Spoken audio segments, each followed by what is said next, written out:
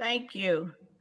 Uh, I want to thank everybody for coming this morning. We are now going to call the Budget and Public Employee Committee meeting to order at 9:07 a.m. And since we don't need a quorum, we will start the meeting with the guests that are here to speak. We cannot approve minutes at this time because we don't have a quorum.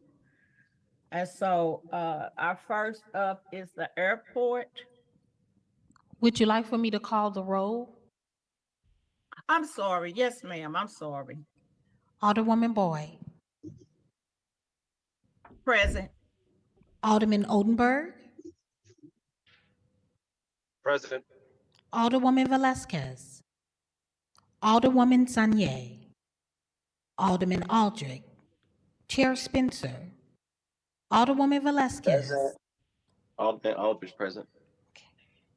Alderwoman Velasquez, Alderwoman Sanye, Chair Spencer. We have 3 present. Thank you so much, Madam Clerk. This morning we will have the airport that will be here to speak. Could you introduce yourself? And clerk, do they need to be sworn in? It's up to the chairperson, but if you want, I can go ahead and swear 'em in. Would you please? Could you please raise your right hand? Do you affirm that the testimony you're about to give in this cause is the truth, the whole truth, and nothing but the truth? Thank you. You may proceed. Okay. Turn your mic thank on. You so much. You have to turn your mic on. Okay, sorry about that. Good morning. My name is Rhonda Ham-Niebrigi, and I'm the Director for St. Louis Lambert International Airport. And with me this morning is Antonio Strong, who is our Deputy Director for Finance and Administration. So there's a couple of things I wanted to share before I have Antonio present the budget. First of all, I think some of the key points that you'll see this morning is that we have seen our operating expenses go up. That's due to obviously labor cost, procurement cost, and services contract. You'll also notice, however, that our revenue streams have also gone up, and that's a key point for us, especially as we think about the future and the process that we're undertaking on the potential consolidated terminal, is that we look for every revenue stream that's out there. So during Antonio's budget presentation, while you'll see that the O&M expenses have gone up, you'll see that the revenue streams have gone up significantly as well. One additional piece you'll see is that we are still struggling in terms of our vacancy rate. We have dropped below 30%, which is great, but we still have over 100 vacancies at the airport. So continuing to work with the Department of Personnel to try, especially with the new Taleo system, to bring interested people into that. The other piece that I think is important as we embark on this fiscal year and this budget process is that coming before the Aldermanic Committee in just a little while will be our third amendment to our current use and lease agreement. While that's important, the bigger piece of that is that our airlines and our partners have agreed on another $650 million of both enabling projects and a design for the new consolidated terminal.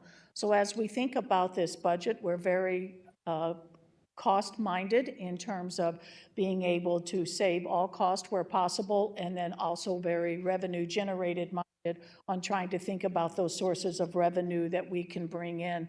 The fact that our airlines and our partners have committed to this next step, which will get us to 90% design of the consolidated terminal project, which was what will be needed in order for the authorization for construction to be given at 90%. So this is a pivotal year from us, both from a budget perspective, but also it's a pivotal year for the airport and the city as we look to move this new consolidated terminal forward. So we'll both be here, obviously, for questions and answers, but at this point, I'd like to turn it over to Antonio Strong to present the airport's budget. Thank you. Thank you.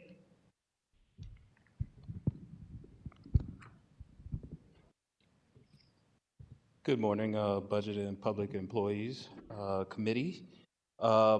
And I want to apologize in advance. I actually had printed off a presentation, so there was a paper presentation for everyone, but I'll try to do my best to speak through this presentation. So I want to start with our revenue forecast for fiscal year 25. So our revenue forecast, we project that we would achieve 13.4% better than what we forecast where we will end at for fiscal year 24. With a total of about 231.6 million is projected in revenues for fiscal year 25. A lot of that is due to the employment growth that we have seen year over year. Fiscal year 19 was a banner year for the entire aviation industry. So every airport kind of saw a lot of growth, and that has been what we have used as kind of our kind of look at, where are we going to end up at close to fiscal year 19? Because as you know, fiscal year 2021 and a little bit of 22, we were still recovering from the pandemic. So we are achieving year over year growth in our employment, and we are at that fiscal year 19 level, or will be at our fiscal year 19 level by the end of this year. So we do project that into our fiscal year 25 revenues, that our employment growth will continue, and that will be part of the growth that we will see in fiscal year 25. Also, we just recently signed a new Boeing ground rental lease that will provide additional revenue of approximately about $550,000 this fiscal year, and that will gradually increase to approximately $2.6 million by year 3 of this rental lease agreement. The other growth that we have seen too is in our concessions. So we are doing a refreshment program for some of our concessions. So in Terminal 2, we are going to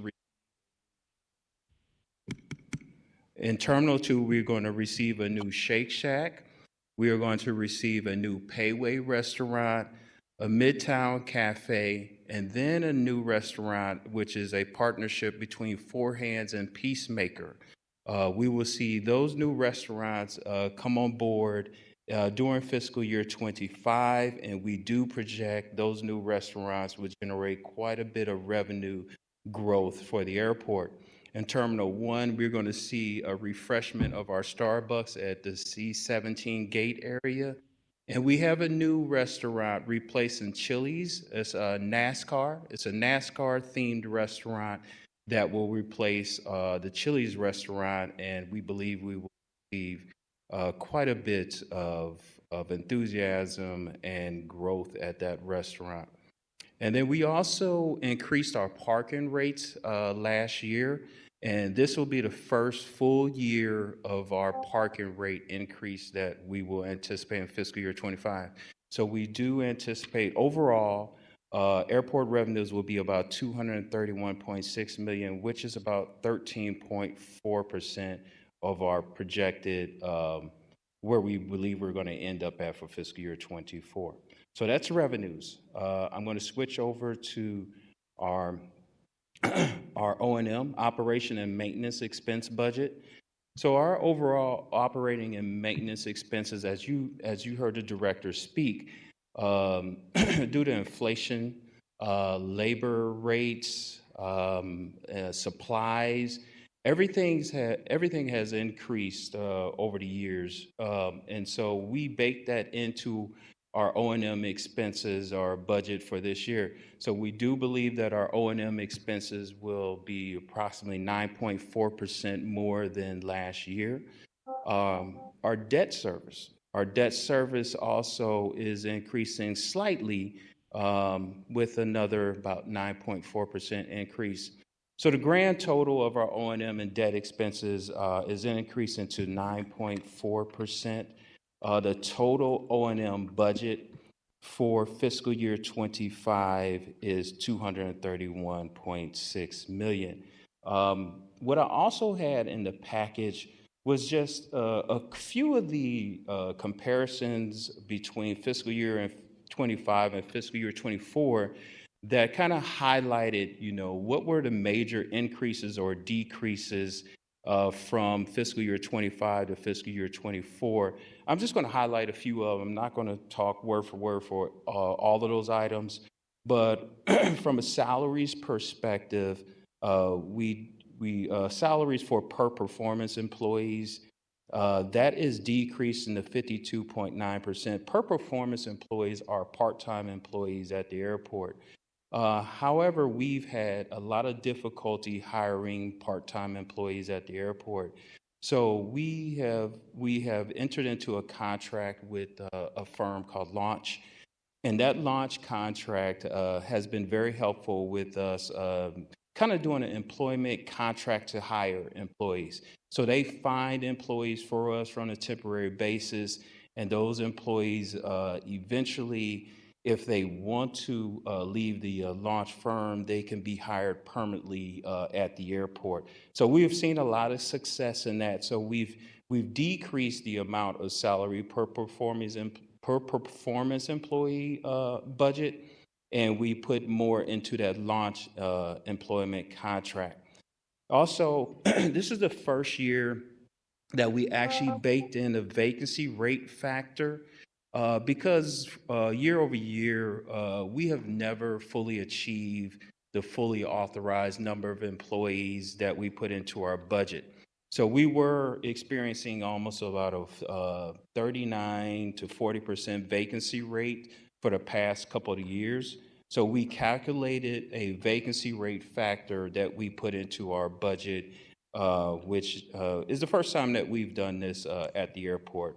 So that vacancy rate factor, and that what is actually called a salary savings reduction, is about 5.3 million.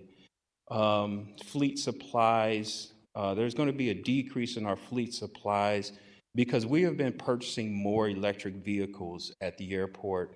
So, normal supplies, gas, and other maintenance items that we would normally have to purchase due to our electric vehicles, we've seen a reduction in the amount of fleet supplies that we have to purchase. Fleet rental and leases, we've seen an increase of about 33% in that area because we've had to rent mowing equipment due to some obsolete or unrepairable equipment. And it has taken approximately about a year to 18 months to actually purchase this equipment. So in the meantime, we are renting equipment to help us maintain the landscape around the airport. And that is very important because we have to keep that landscape pretty low so that we don't have a lot of birds flying around the airport. Computer equipment is decreasing about 30% because we replaced about 60 indoor and outdoor Wi-Fi access points last year. So we're not required to purchase those items again in fiscal year 25. Communication equipment is increasing about 46% because we're purchasing about 29 radios in fiscal year 25 for the airport police department. Next, facility and grounds equipment is increasing about 20%. And that's just due to price increases, as I mentioned, with inflation.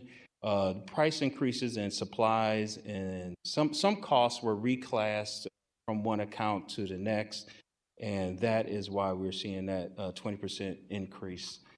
Last few items, public health and safety contractual expenses are increasing approximately about 25%, and that is due to labor cost increases.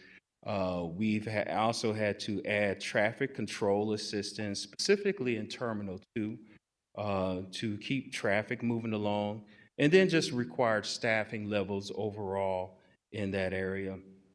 And then facility and grounds contractual services, we've had to increase contractual services for solid waste disposal, carpet and floor tile replacements, building structure repairs, and a new roof harness. We've also had to augment staffing in our engineering department as we contemplate a new consolidated terminal in the future. So that is one of the reasons for the increases in that area. Lastly, professional services. As I mentioned, the launch contract. The launch contract, we're increasing that contract to help bring along temporary employees that we hope will be hired full-time at the airport. So we are putting more into that contract to help with us hiring temporary employees that we hope will be full-time employees in the near future. Bond premiums and insurance. Well, with the major kind of climate issues and as you heard over the weekend, hurricanes, we do anticipate that there may be some escalated premium costs due to the current insurance climate around the globe. And then administrative fees, that is increasing about 400%, but that is mainly we reclass the administrative fees for investment management fees. We reclass that from one account to a new account, and that is why that we see a substantial increase in that account. It is not due to increases in the actual management fees, but rather just a reclass. Are there any questions before I move on to the next item? Thank you. I see our chair has arrived, and so I'm going to let her take over the meeting, and she could probably follow through. Thank you so much. Thank you, Alderwoman Boyd. Thank you, Mr. Strong, Director Hamnabergy, for being here today. Just so I can get caught up here, I was trying to follow along with the presentation, and I appreciate you have several documents here before us. Can you kind of point us directly, specifically where in the documents you are right now? Okay, so the presentation, I'm moving to this page in the presentation. Okay. Got it. Yeah. And the detailed documents, so there are 3 detailed documents that you also have in your package. So the first document that I started discussing from was a document, it says fiscal year 25 revenue forecast. So that is our revenue forecast, which we anticipate 231.6 million, which is a 13.4% increase over the prior year. The next document is a document that looks similar to this, and it is our overall O&M document, which shows that is also fiscal year 25, 231.6 million, which is 9.4% increase over the budget for fiscal year 24. Okay. And last, there's a document that shows a comparison of fiscal year 25 versus fiscal year 24 budget, and it just highlights a few line items by account. If I may, just really quickly on the revenue forecast, it stands out as a bit of an anomaly here. The we have so many increases across the board from the landing fees, the rents, all these pieces, except, the concessions and the parking are fairly flat. They're the 2 sort of line items that don't see any big increase. Can you just speak to that very quickly? I'm sure you probably already mentioned it, but. Yep.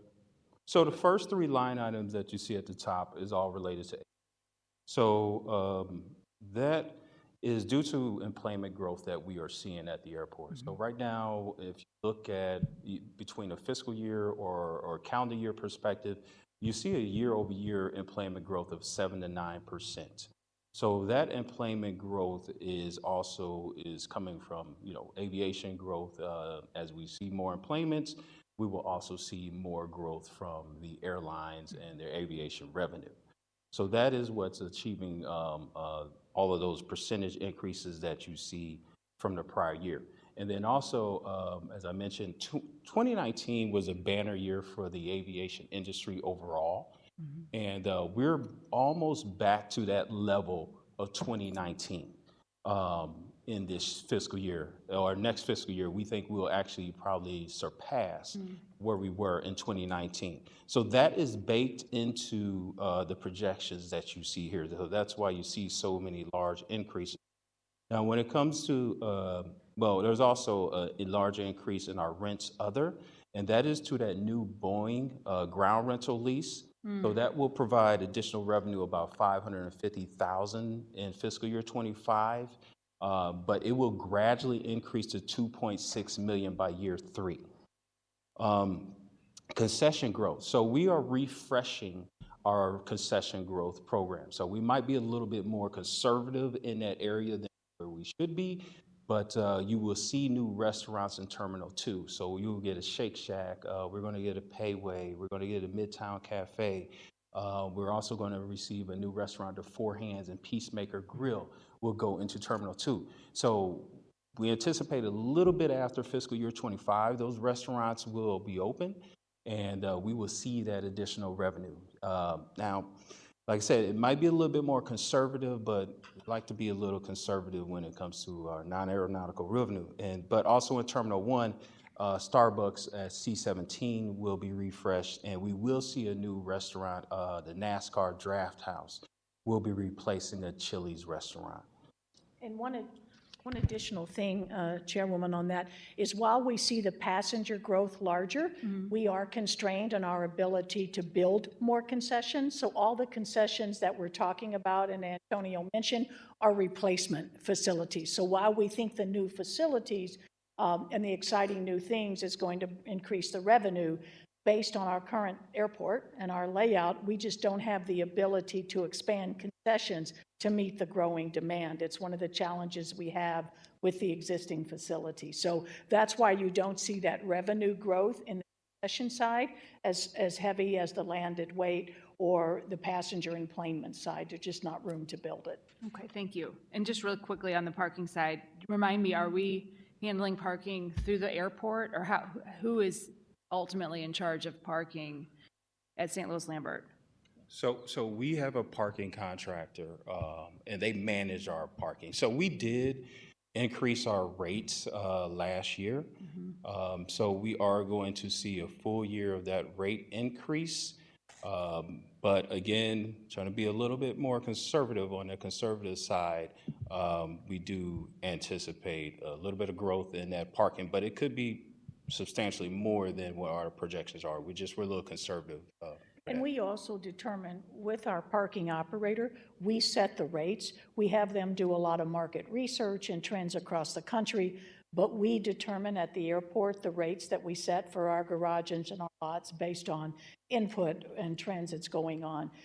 The other piece is, while it may not affect so much this year as we think about the future, there will be an impact to parking because the current garage will be taken down in Terminal 1. So while that should not hit in this fiscal year, as we think about the next couple of years, you're going to see some changes there as well.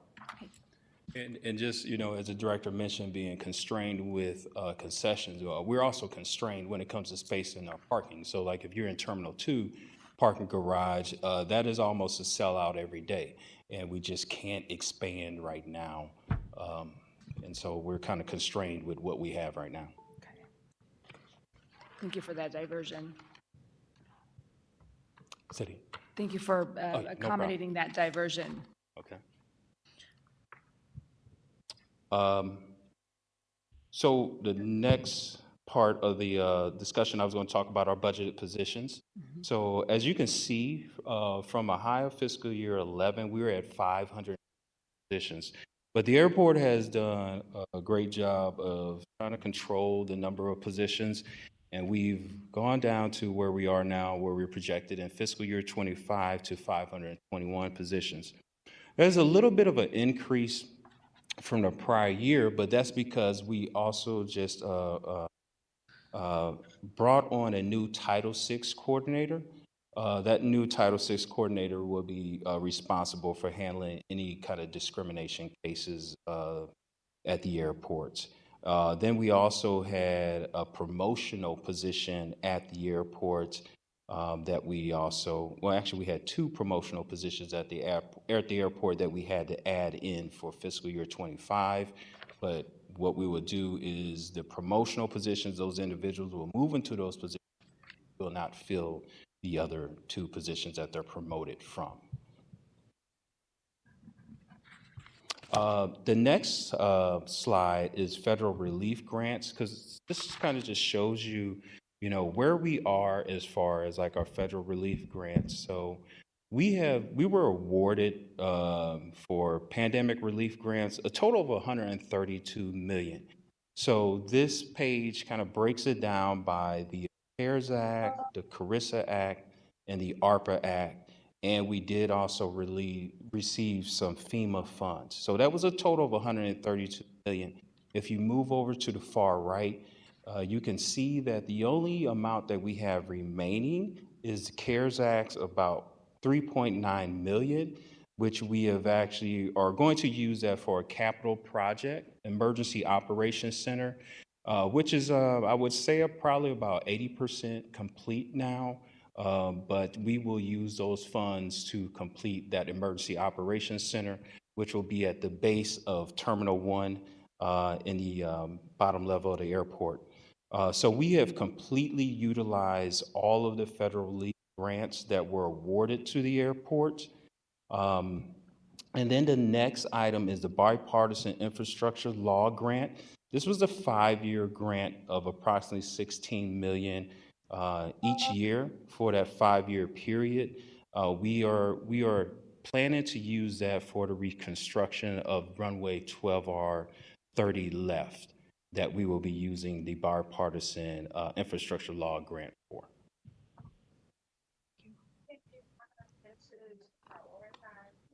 And the next slide just shows us our debt. So the airport has approximately 490 million of outstanding debt.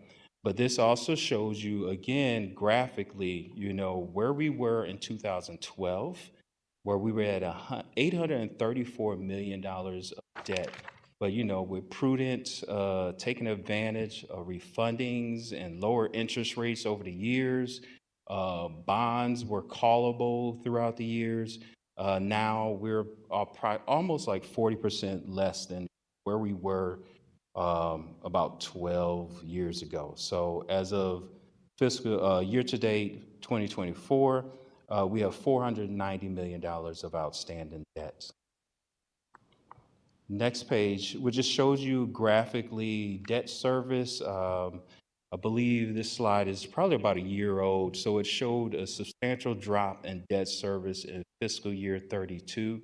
So what that indicates is if we were to take on additional debt, this would be a great time to take on additional debt if you have major capital projects that we need to take on, which we have came to the Board of Aldermen and asked for the funding of a few capital projects, about 6 capital projects, which is indicated on the next slide.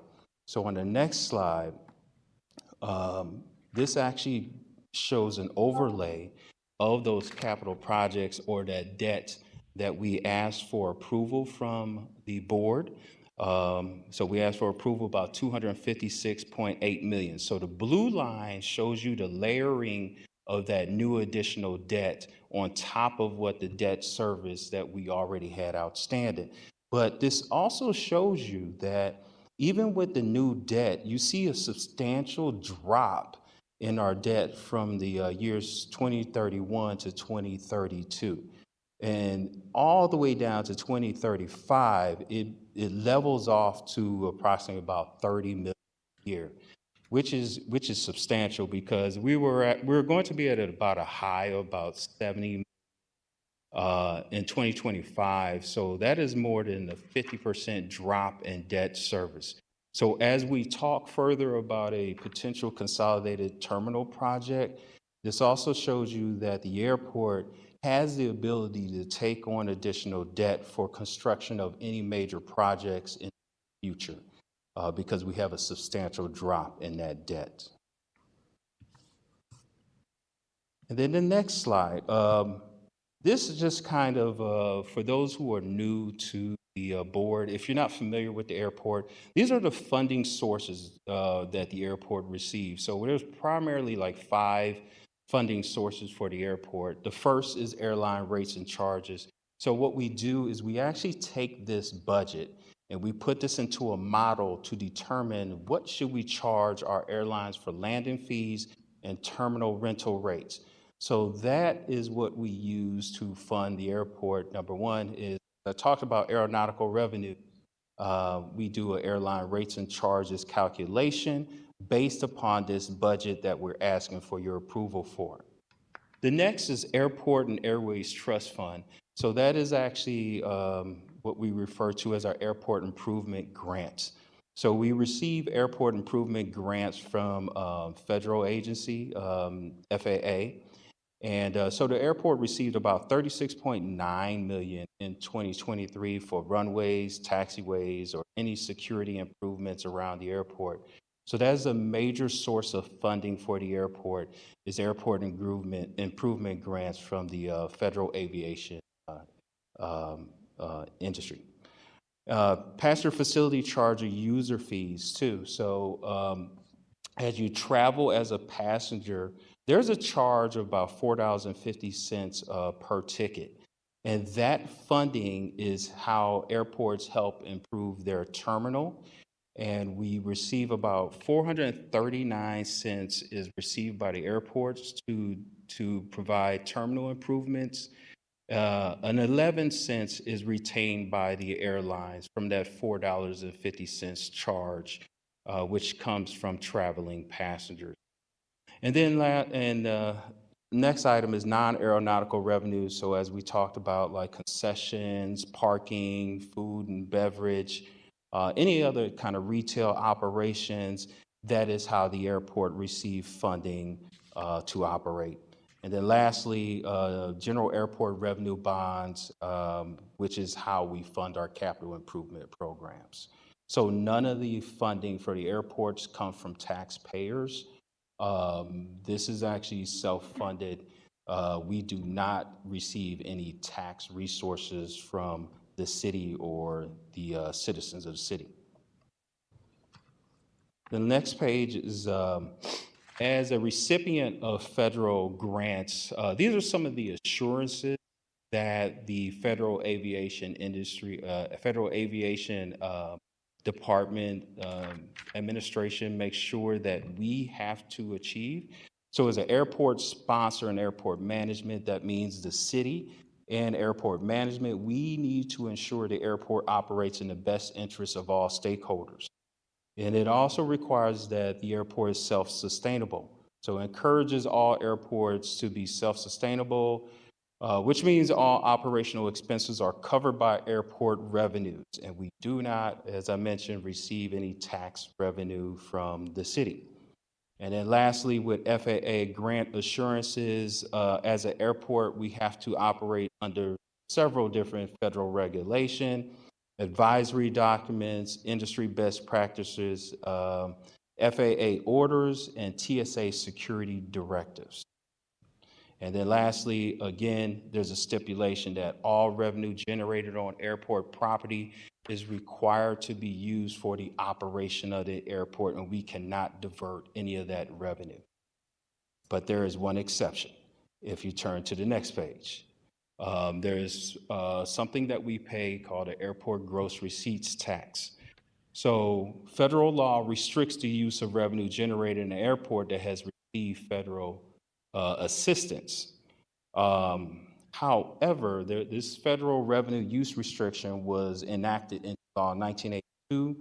But if there were financial commitments where the airport was diverting some revenue to the city that owned it, those were what we call pre-existing before that law. And so there were 12 airports that are considered grandfathered, and they can continue to send what we call a gross receipts tax to their city. So we're one of those 12 airports that are able to send a gross receipts tax. So we send a gross receipts tax to the city, That amount was approximately 6.3 million in fiscal year 23. It is a kind of a complex calculation that is based on a base year adjusted by CPI. And we also calculate 5% of the airport operating revenue. And it's either the the lesser of either that gross receipts tax payment made to the city will be the lesser of the CPI calculation or 5% of operating revenues calculation. And then the last page just shows you the timeline. We actually consulted with our airlines. We discussed our budget with the airline. That was performed March 26th. We took the budget to our airport commission April 3rd and received approval at that time. It was part of the Board of E&A budget presentation April 7th. And today we are here for the hearing, Budget and Public Employees Committee. Board of Aldermen will still review the budget during June. We actually calculate our rates and charges, or we set our rates and charges and let the airlines know what we plan to charge them for fiscal year 25 in June. And then fiscal year naturally begins July 1, 2024.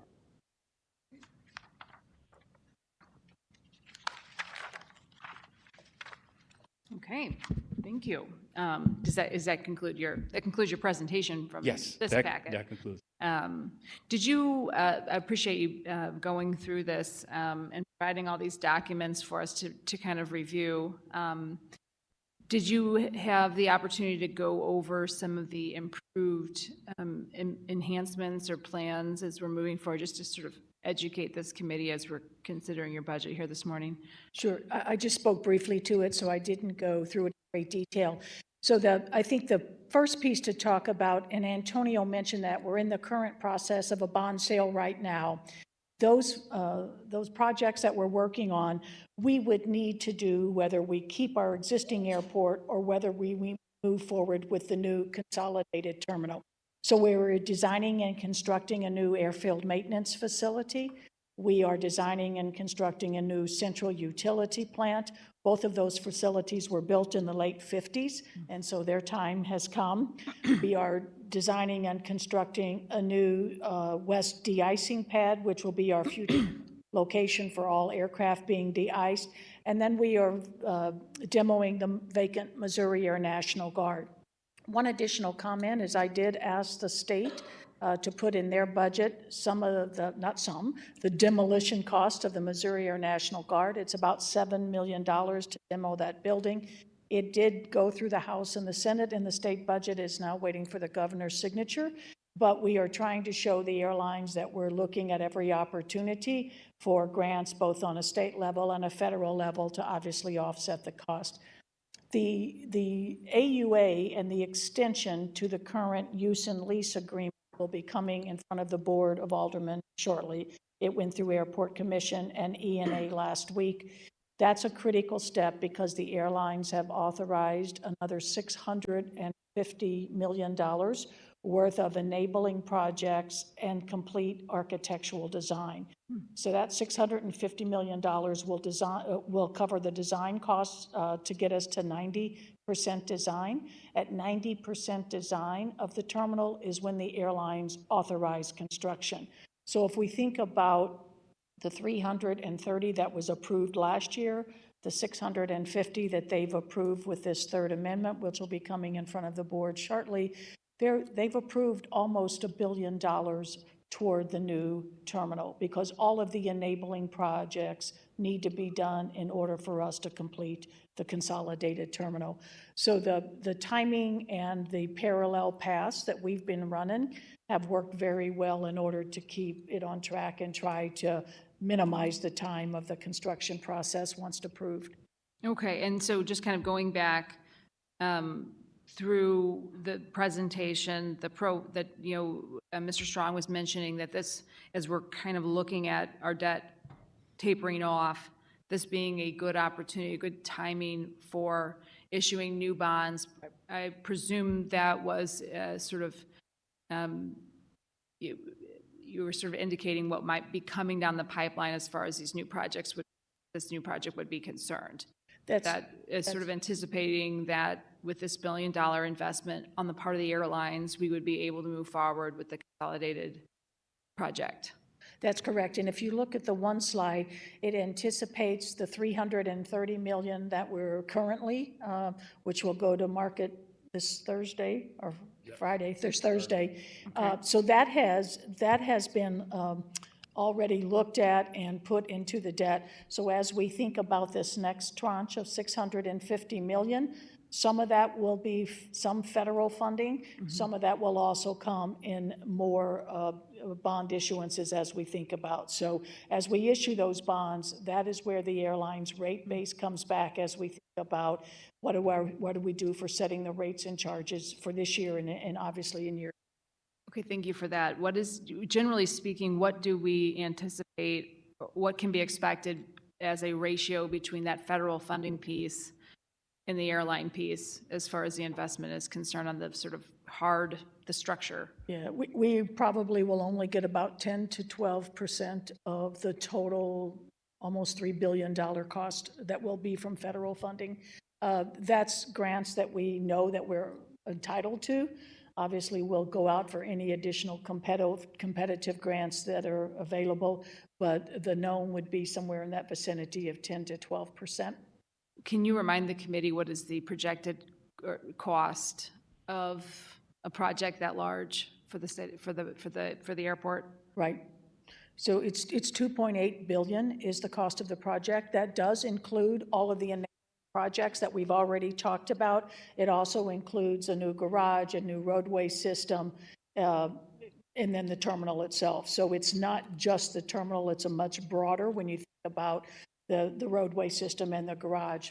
Okay, and as far as the infrastructure, the roads getting to the airport and sort of rearranging that sort of public infrastructure outside of the airport, can you educate us on who is responsible for making those upgrades and those updates? Right. So we are working very closely with MoDOT. Obviously, the Missouri Department of Transportation will have some responsibility as we come in off of 70 Interstate into the airport. So the roads that are actually, once you're on airport property, those are our responsibility. We will be expecting and working with MoDOT for some funding on the ramps that come off of 70 into the new roadway. Okay. But the county, the city obviously is not located functionally, in the city, but just kind of going through who all the responsible parties are for investing in that sort of infrastructure would be primarily MoDOT and then the airport itself, because the roads within the airport are airport owned. Okay. And then just lastly, before I kind of turn it over to committee for questions, in the proposed budget or the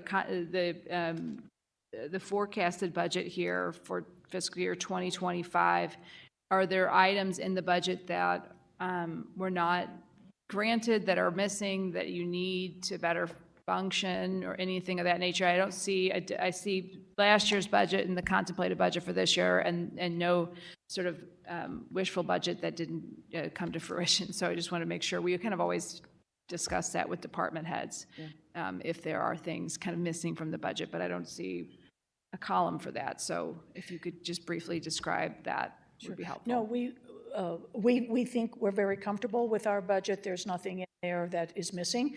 Obviously, we work in close partnership with our airlines as we think about the budget. The projects, they do authorize capital improvement plans. Again, those have to come along with their permission and their authority. All of that's been allocated in this budget. We think the revenue streams that we've projected are conservative, so we think that we'll hit that. And the only challenge that we probably have is the ongoing staffing challenges. But again, some of the extra cost in the budget is because of outsourced staffing. But there's nothing missing as far as that we would need.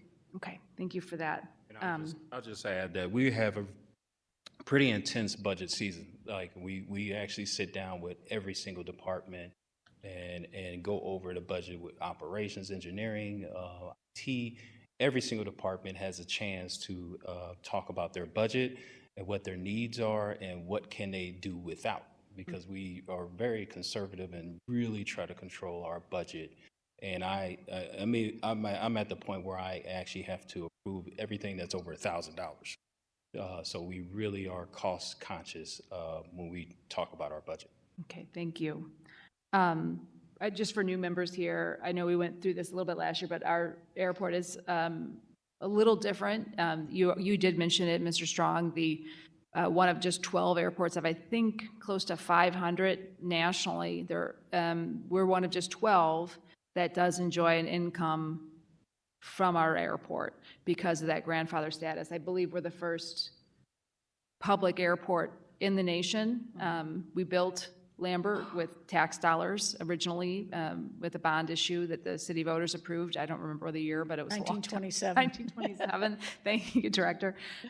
So because of that, we enjoy this unusual relationship where we do get, as you point out, $6.3 million this year, projected anyway, a revenue source from our airport, and we're grateful for that income. It certainly helps us with the other aspects of our budget.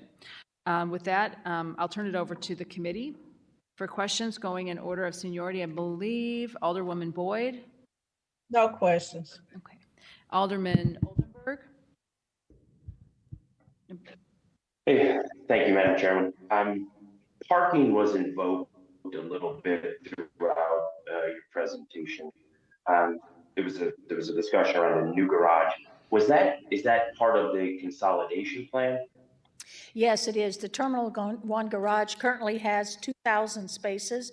We know that it's very inadequate in terms of the ability for passengers to park. One of the other things, as we thought about the new consolidated terminal, is, and again, that garage was constructed in 1960s, so it's coming to its lifespan, but we also are looking at those revenue streams and how to enhance the revenue streams to help pay for some part of the terminal so that the airline costs can stay contained. So the new garage will go from 2,000 spaces to about 7,400 spaces. So a significant increase in the revenue streams long-term. So it is part of that $2.8 billion price tag when I talked about the consolidated terminal project. Got it. Thank you. You're welcome. You also mentioned that you raised current parking rates, which I don't necessarily have an issue with, but was the contracts that we have for private parking contractors raised? What was the impetus for raising the current parking rates, and what percentage increase was that? Right. We did a lot of studying, looking at industry trends. We are still probably one of the lowest airport parking rates in the country. So when we looked at the trends, we decided that, first of all, there is supply and demand. Both of our garages fill up on a daily basis, so there's clearly a supply issue there. But what we looked at was knowing that the garages are older and maybe not as efficient as some of the new garages with all the technology and different things. We didn't feel that we should go to maybe the market price, but we did do a $2 increase in each Terminal 1 and Terminal 2 garage. And then we did, I believe, a $1 increase in most of our lots that we have in addition to the garages. So it's still relatively, I think we're at $25 per day on the Terminal 1 and Terminal 2 garage, but that is below yet some of our peer markets.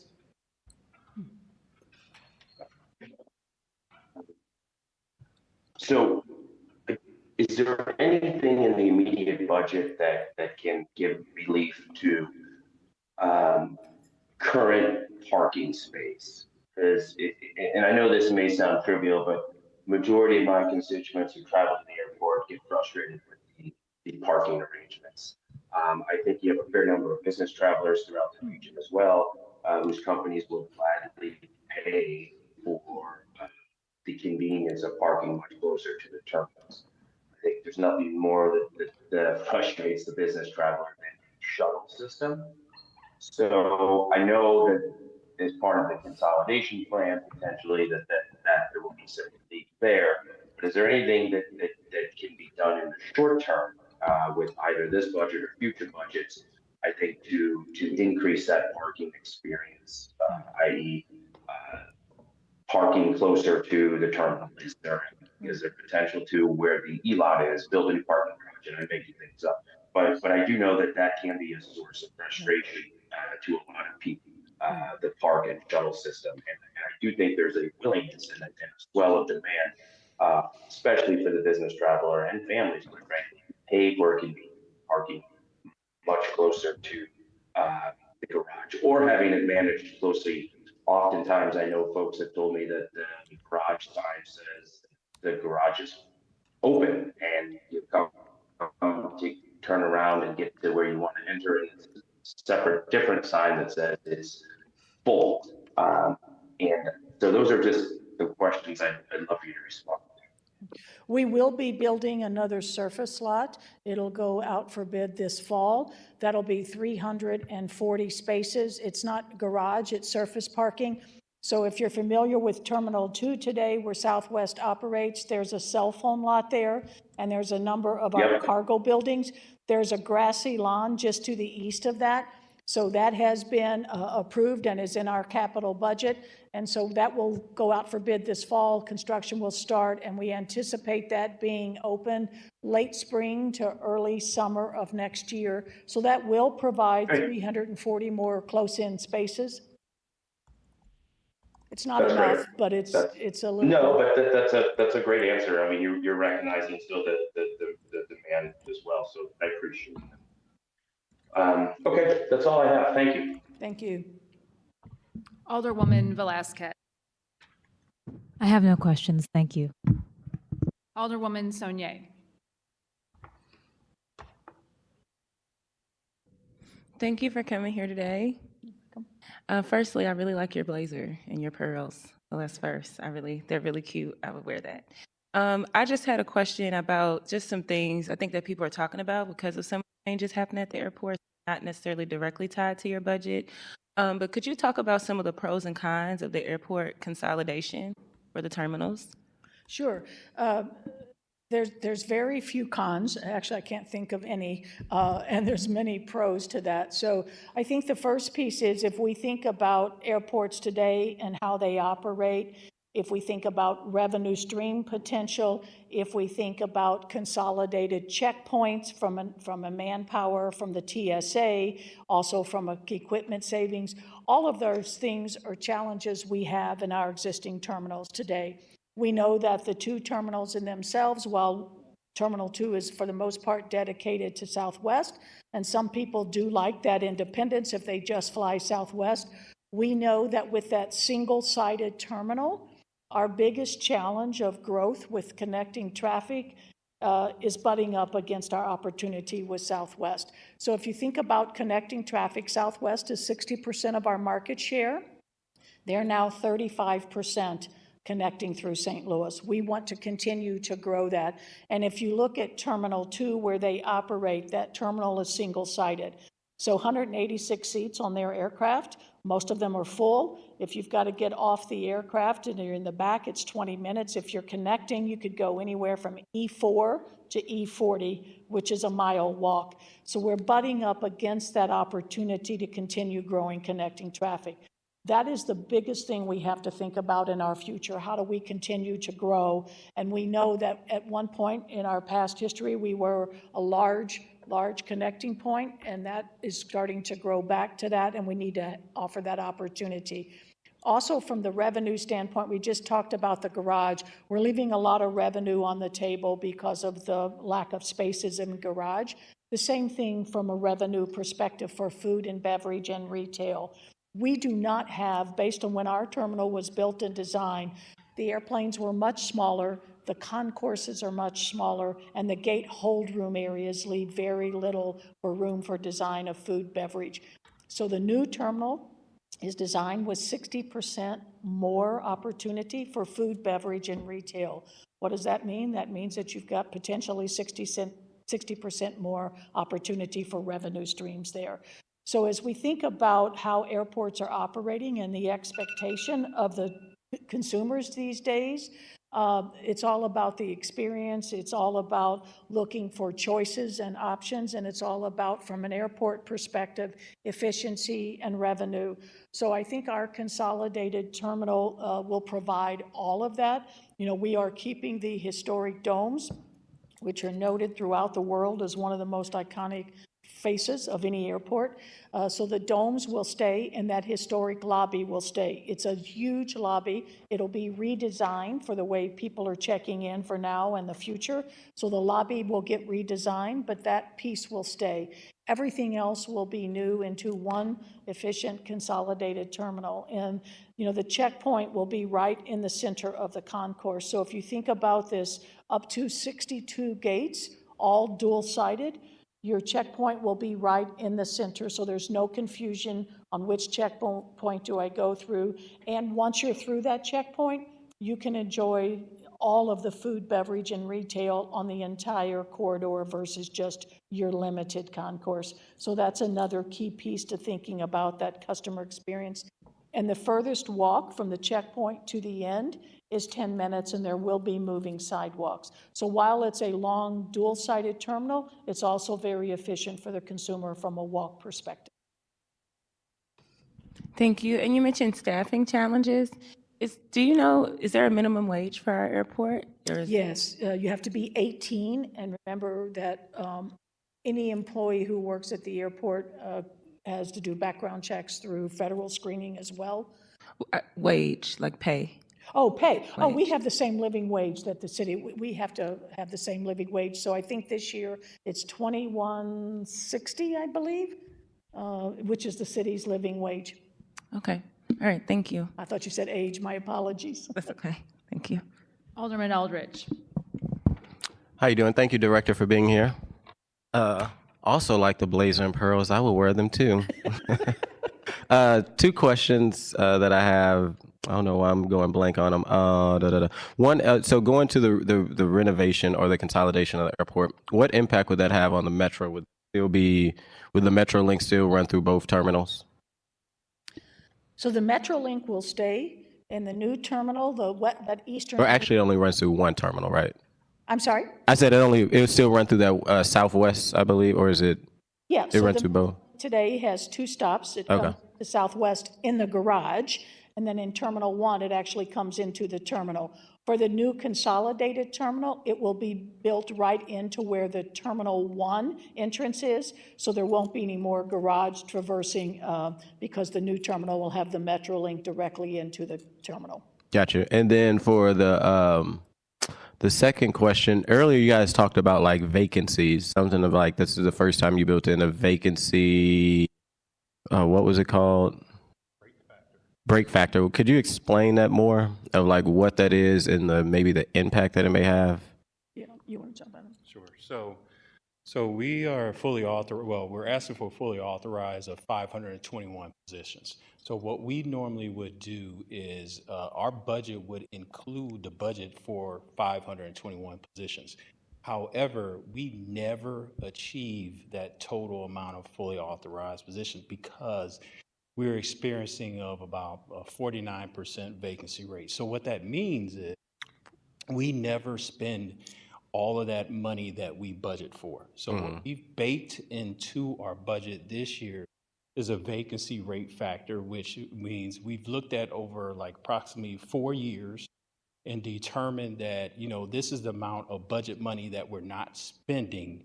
So why are we requesting that amount in our budget? So we reduced our budget by 5.2 million because based upon our calculations and looking at prior year history, there's about 5.2 million that we do not spend. So we did not bake that into our budget because what happens is if we have such a large budget, those fees are charged to our airlines. And so what we're always trying to do is control those costs and control what we charge out to the airlines. So this was one of the best ways to control that is bake into it an actual vacancy rate factor. So go ahead, Director. Is it Commissioner Director? Director. Okay. One thing I would add to that is that our goal is to get to that aspired vacancy rate that we have. So, if we are able to do that, there are a couple of things. Right now in the budget, you heard Antonio talking about, we had to increase several of our contractual agreements that we have to bring maintenance bases for auto mechanics, for facility maintenance, for IT. We had to bake in extra staffing on those contracts to be able to just make sure the airport is running. So if we are able to hire up, then we would we would have the savings in those contracts that we wouldn't spend that. So if we want to try to get to that, 524, if we're successful in hiring up, then we'd have that savings that we would pull out of those contractual agreements that we had to beef up to offset staffing. Gotcha. And I'm asking that question because I know a lot of city departments do that where I'll just use the police department where they authorize so many employees, but they never get up to that for like the last several years, or other different city services that, project that they're going to hire 65 workers, but for the last several years, maybe they've only been able to hire 40. So, and it sounds unique with the airport of you guys did that so you wouldn't get, you said fees from the airline? So this budget is actually built into the fees that we charge the airline. So we will take this budget, we will put it into a model that we call our rate charges setting model. And that is what we determine what we're going to charge our airlines for landing fees and terminal rental rates. So, the higher this budget is, the more the fees are. So, as we're trying to talk to the airlines about a potential consolidated terminal project, we're looking at every single cost or every single charge to make sure that we are prudent in the fees that we charge to our airlines. And one additional thing, Alderman, if at the end of the year, our budget comes in less than what we had projected, we owe that money back to the airlines. So, and if we were over, obviously they have to pay the shortfall. But if that 5 million, if we don't get up to the staffing and we don't spend that 5 million, we ultimately would have to offset their rates and charges for the next 3 or 4 months for the following year, because that's the way our use and lease agreement works. Gotcha. Okay. So a little different. You guys are unique compared to probably just like a city department when it comes to employees and stuff. Okay. And it was also good to hear about the electronic cars. So you guys started that about how many years ago? And I see you kind of pay off on maintenance. I think you said there was a reduction in maintenance because of electronic cars. But when did the airline start purchasing, I guess, some electronic cars? So when we talk about our budget, we're only talking about what the airport purchases when it comes to electronic cars. And we really started that program probably about 2018 or 19. Okay. And then we just gradually increased our fleet to do more electric vehicles. And we put up more electric charging stations around our airport to handle the electric fleet. And roughly how many probably electric vehicles or fleet that you may have? I don't know the exact number. I would probably say, I don't know, 25, 30 vehicles that are electric. Gotcha. Okay. Some electric shuttle buses, and then we've got other vehicles that are just used throughout the airport on a daily basis to, run mail or to go from, delivering different products back and forth. So it's probably in that vicinity, 20, 25. Well, it sounds like it was a good investment on the back end. And then the shuttle buses. So the airport actually has their own shuttle buses. I know you have like Alamo. I used to work out at National Alamo, so I know all the different shuttle buses, but the airport has their own shuttle bus as well. Right.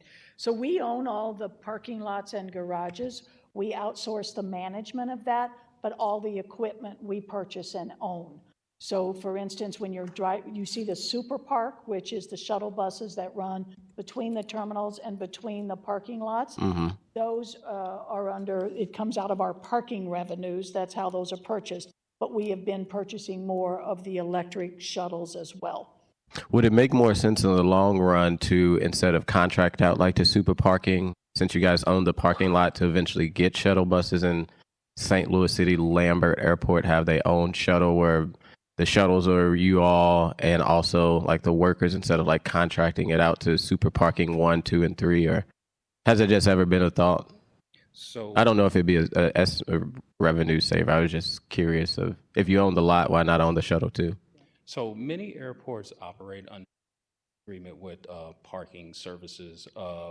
There's only I go to CFO Summit, and there's probably only two airports that I know of who actually manage their own parking operations. It's quite a bit of staffing that you would have to take on, and it is an additional operation and maintenance expenses. It is pretty much a large operation. It's almost like operating another airport when you take that on yourself. So right now, we think the best option is to keep it under the management program. The companies that we manage or contract with, they've been in business for many years, 30, 40 years. And so they know how to manage it much better than what we would need to do. And there would be a learning curve, quite a bit of a learning curve for us if we took that on ourselves. I got you. Additional expenses. And I think what we try to look at is what pieces make sense to have in-house and what pieces make sense to be outsourced. So obviously, we focus on the expertise of running the airport, but as Antonio said, parking, it's a huge contract, and we don't have the expertise to really, and they can look at the trends. They've been in the business, and there's a number of variety of different contractors out there, but they know their business. They know what the industry trends are. They can keep us abreast. They partner with us. We ultimately make the decisions through their recommendations and through their research. So we do have a hand in how we operate our parking lots and garages, but at the end of the day, it's just not our expertise, and it makes more sense to outsource that piece. Gotcha. And then my last question. So there's been a lot of new airlines like Lufthansa and Canada Airfare. So it sounds like we're really trying to open up the international. Do you want to maybe give us a sneak peek or breaking news that something's coming that we can hear first here? Well, so, the Lufthansa's done really well. The Montreal started nonstop May 2nd. So we're really excited because we now have Toronto and Montreal. Even at the Montreal opening, a lot of the Air Canada folks talked about the potential of Vancouver down the road. So it's certainly another Canadian market that we have a lot of hopes for. We're working with carriers over on the European side. Can't share names with you, but we continue to think that there's opportunity for at least one more international carrier. So we're working closely there. And a big piece, and I didn't talk about this, especially with the consolidated terminal, our current FIS, which is our federal inspection area where the international arrivals come in, while it's convenient and it's easy, it's small.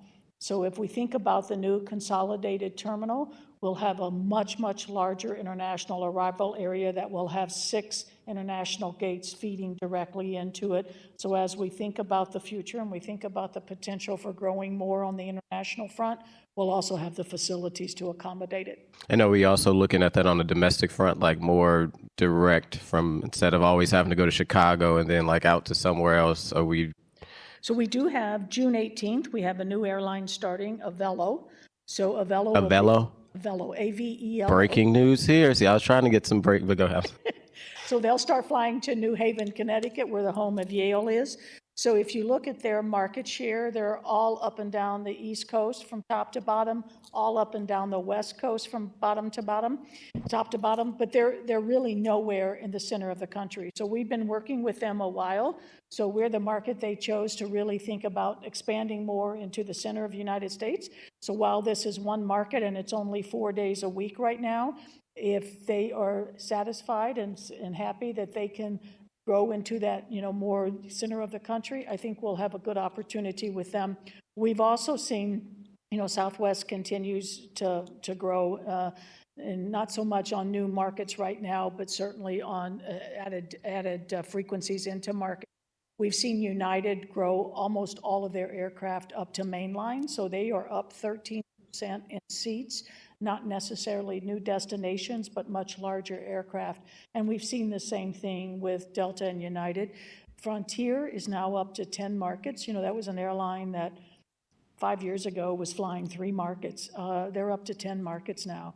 And so I think we're continuing to see some of that ultra low-cost carrier, new carriers coming in, and then, of course, our legacy partners continuing to look at this as a good opportunity. So I think it's going to be a gangbuster year based on what we're seeing so far.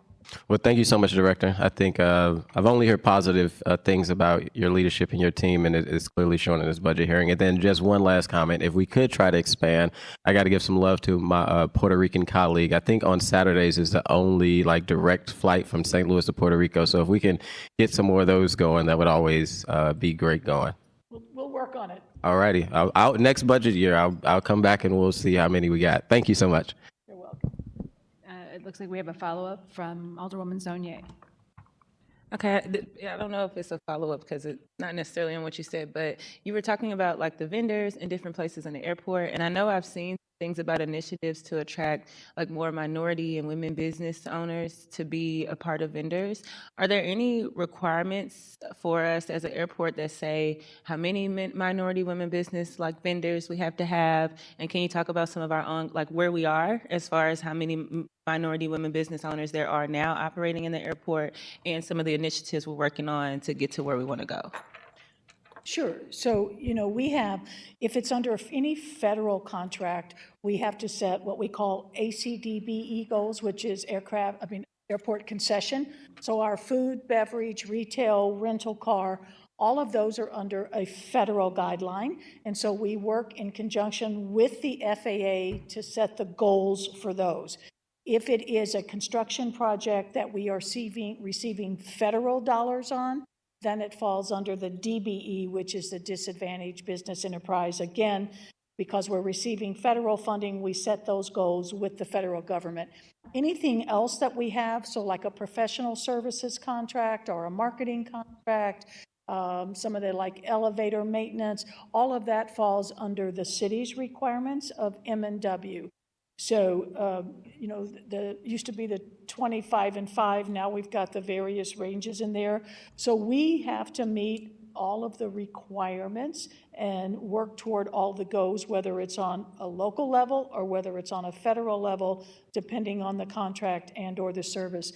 Our BDD team, which is under Antonio, is run by Fran Lyles-Wiggins, and the staff there not only has to look at the goals and track all of them, but they also have to work with any partners if they're not meeting the goals on helping them to find partners where they can meet the goals. So, I think last year, the report that came out, we met every goal on federal level, and I don't know, I think we surpassed all the goals on the local level as well. So we do an annual report that is on our Fly STL webpage. You can pull up.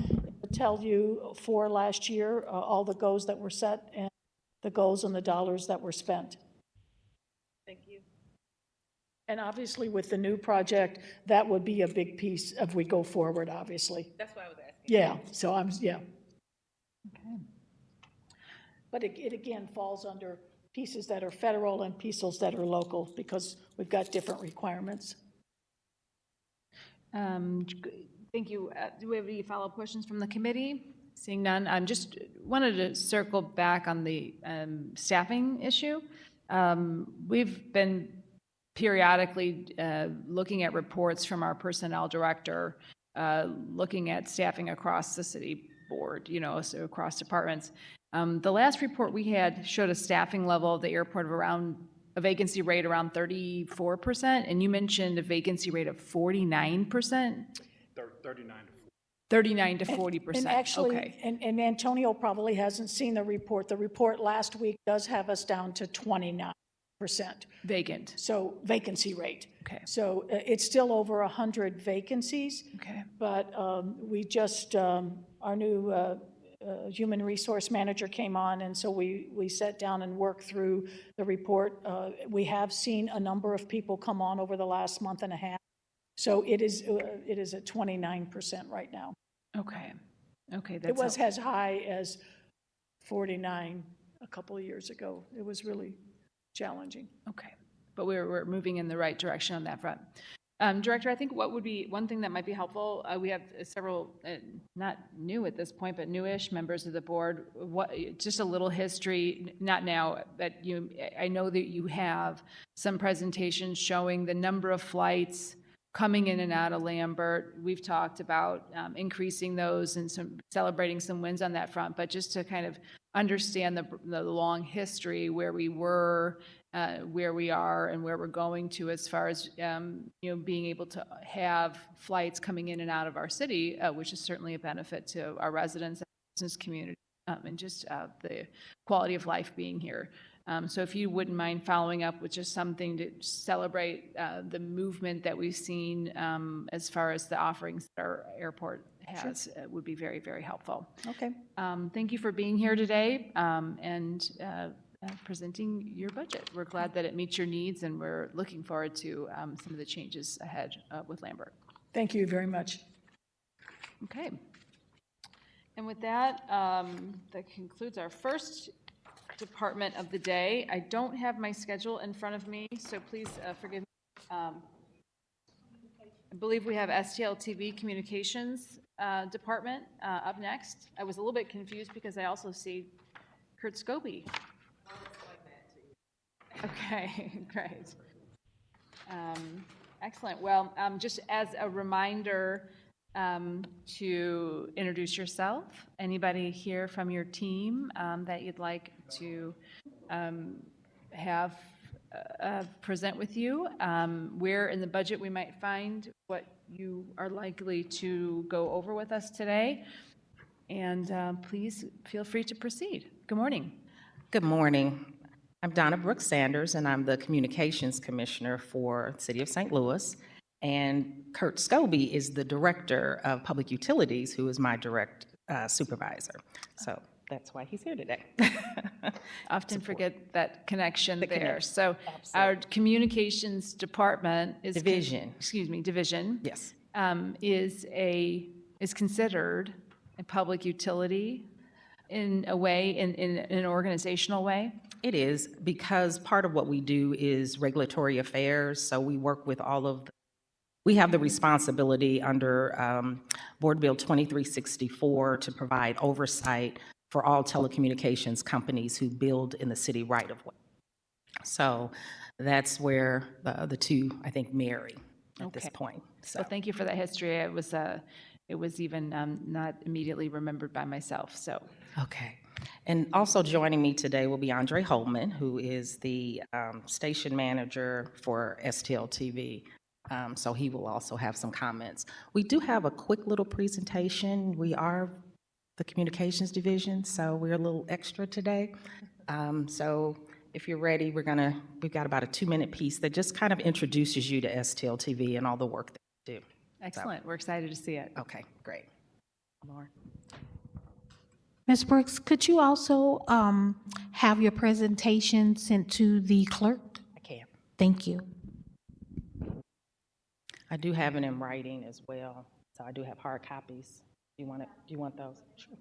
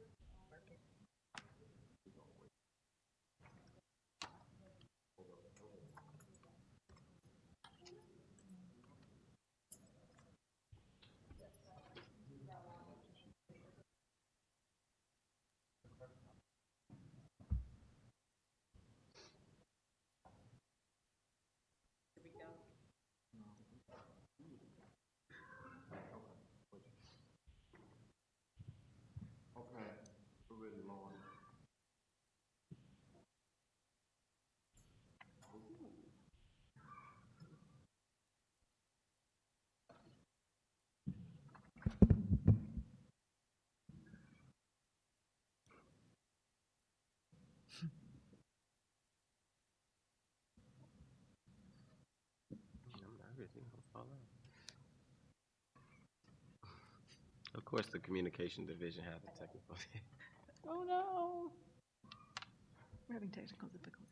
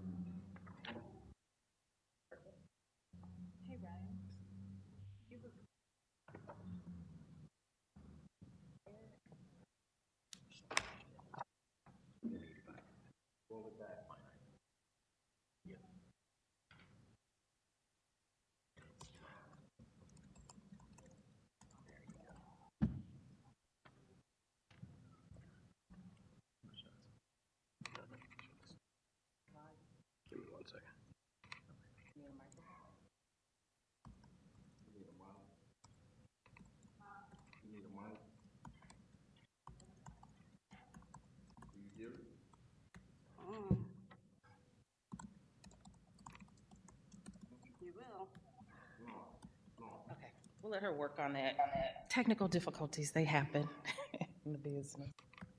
Okay. So I did provide you with a copy of just some quick information about the communications division. I say by the numbers, just to kind of give you an idea of the things that we on behalf of the city and in particular local government. So if you get to by the numbers, it shows you, this is just what we've done this year. We've covered 33 Board of Aldermen meetings, 147, today 48 BOA committee meetings, 218 government meetings, 34 mayoral press conferences, other events, 65 government events and projects, and we also maintain the city's YouTube channel, which we have an average of about a little over 22,000 views per month on the YouTube channel. And we also are responsible as a division for all hosting all of the Zoom meetings, most of the Zoom meetings on behalf of the city and various city departments. So we do keep very, very busy as a station in addition to things that we are producing in-house. And I'll let Andre kind of talk a little bit more about that. Often people aren't aware that the communications division actually has two sections within the communications division, and that's our regulatory affairs. And so with regulatory affairs, as I mentioned earlier, we're responsible for maintaining compliance for all telecommunications companies who build in the right of way. That's your Charters, your AT&Ts, Sprint, whomever, who wishes to put a communications infrastructure into the city right of way. We are providing oversight for that. And so I mentioned in the report that, you know, we've had 107 right of way permits so far this year, but the asterisk shows that we actually touch that permit 3 times.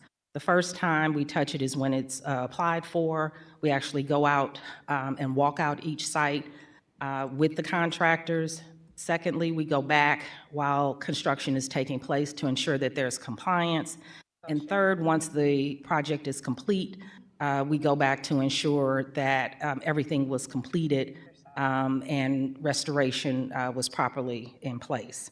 The other thing that our division is responsible for is the oversight for 5G small cells that are in the city right of way. To date, there are about 450 small cells that have been installed in the city. We do expect that number to increase to about 1,500 according to what carriers are planning in the future. And so we do have a person who's responsible for oversight for that.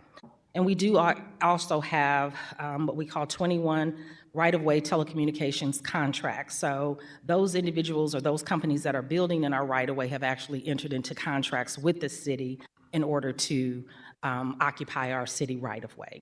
So that's just kind of an overview of STL TV or the communications division by the numbers. In terms of revenues, sources, so these aren't revenues that we do direct service for, but as a division, these are the places and things that we work on behalf of the city.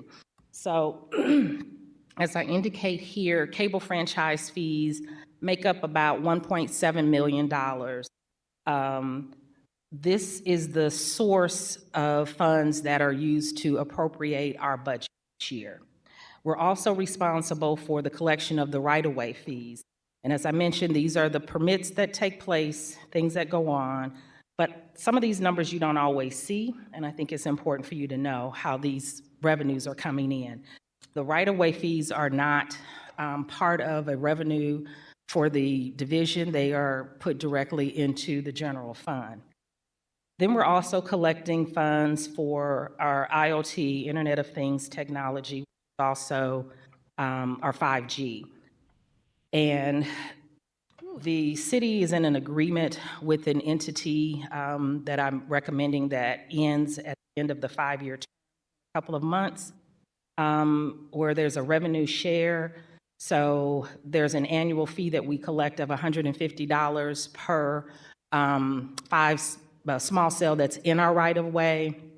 And our agreement allows them to collect $90 of that, and we collect $60.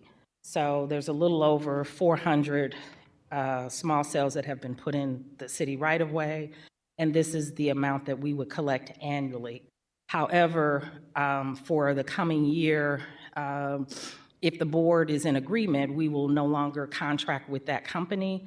We'll take all of that in-house, and that $150 per year will then become revenue that will come to the city.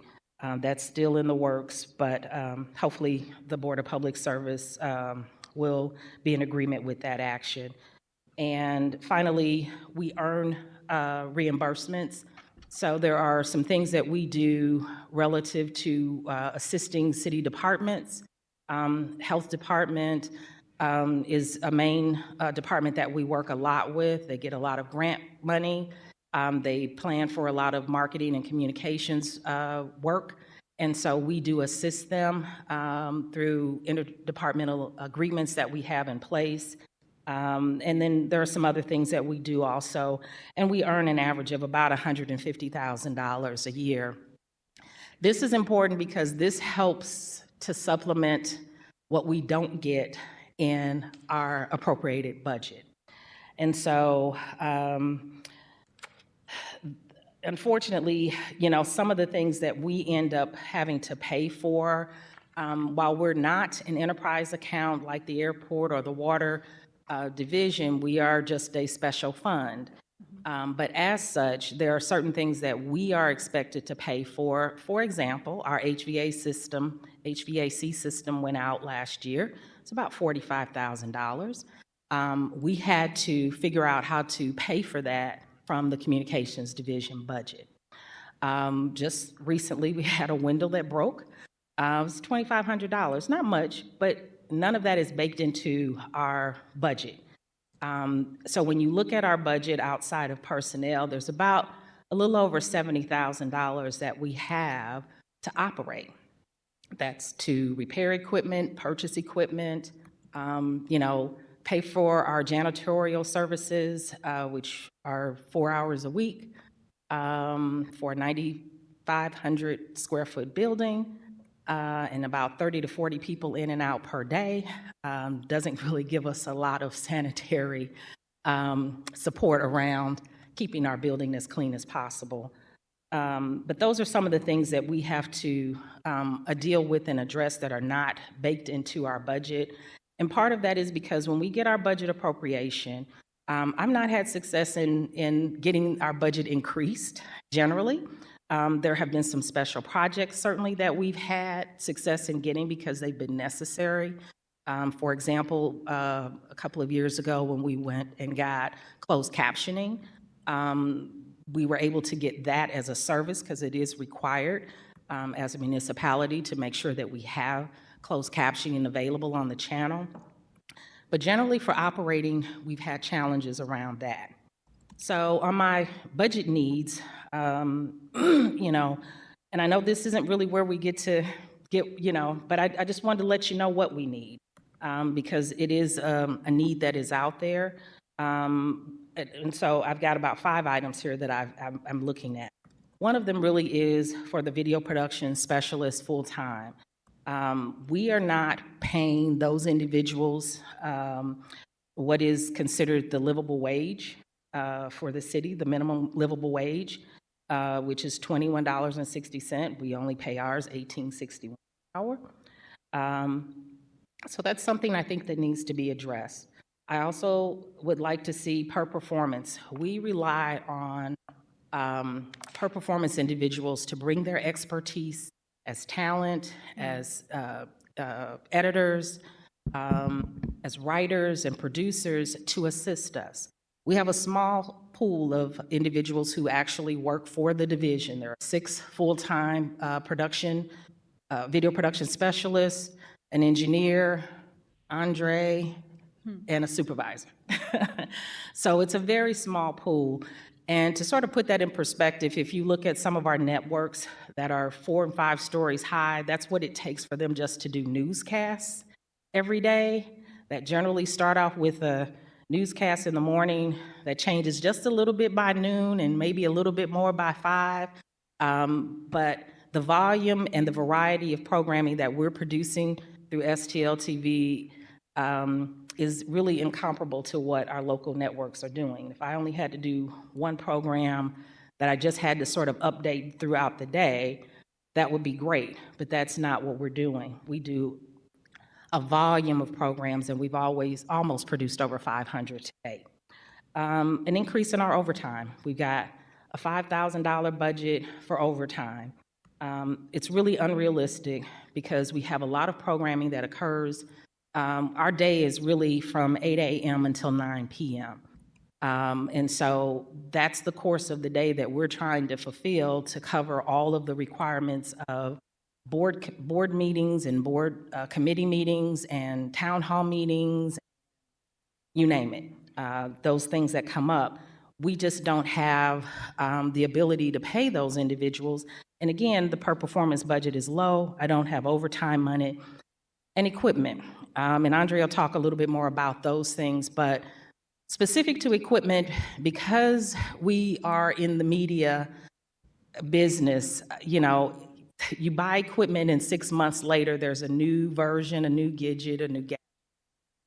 We are unfortunate that we are not able to sort of keep up with that technology, but we go years without really being able to upgrade equipment the way that we really should.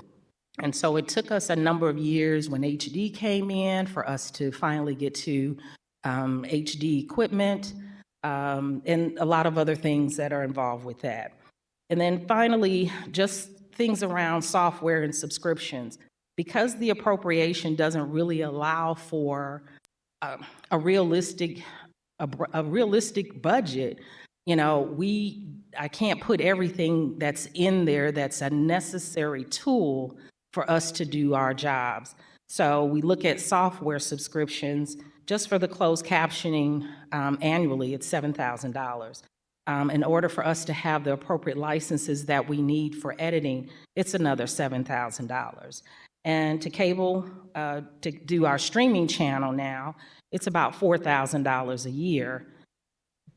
Mostly when I am making cuts to the budget, you know, I end up trying to get most of the necessities in without decimating the entire per performance budget, because we just can't do the job that we do if we don't have per performance employees to assist us in that effort.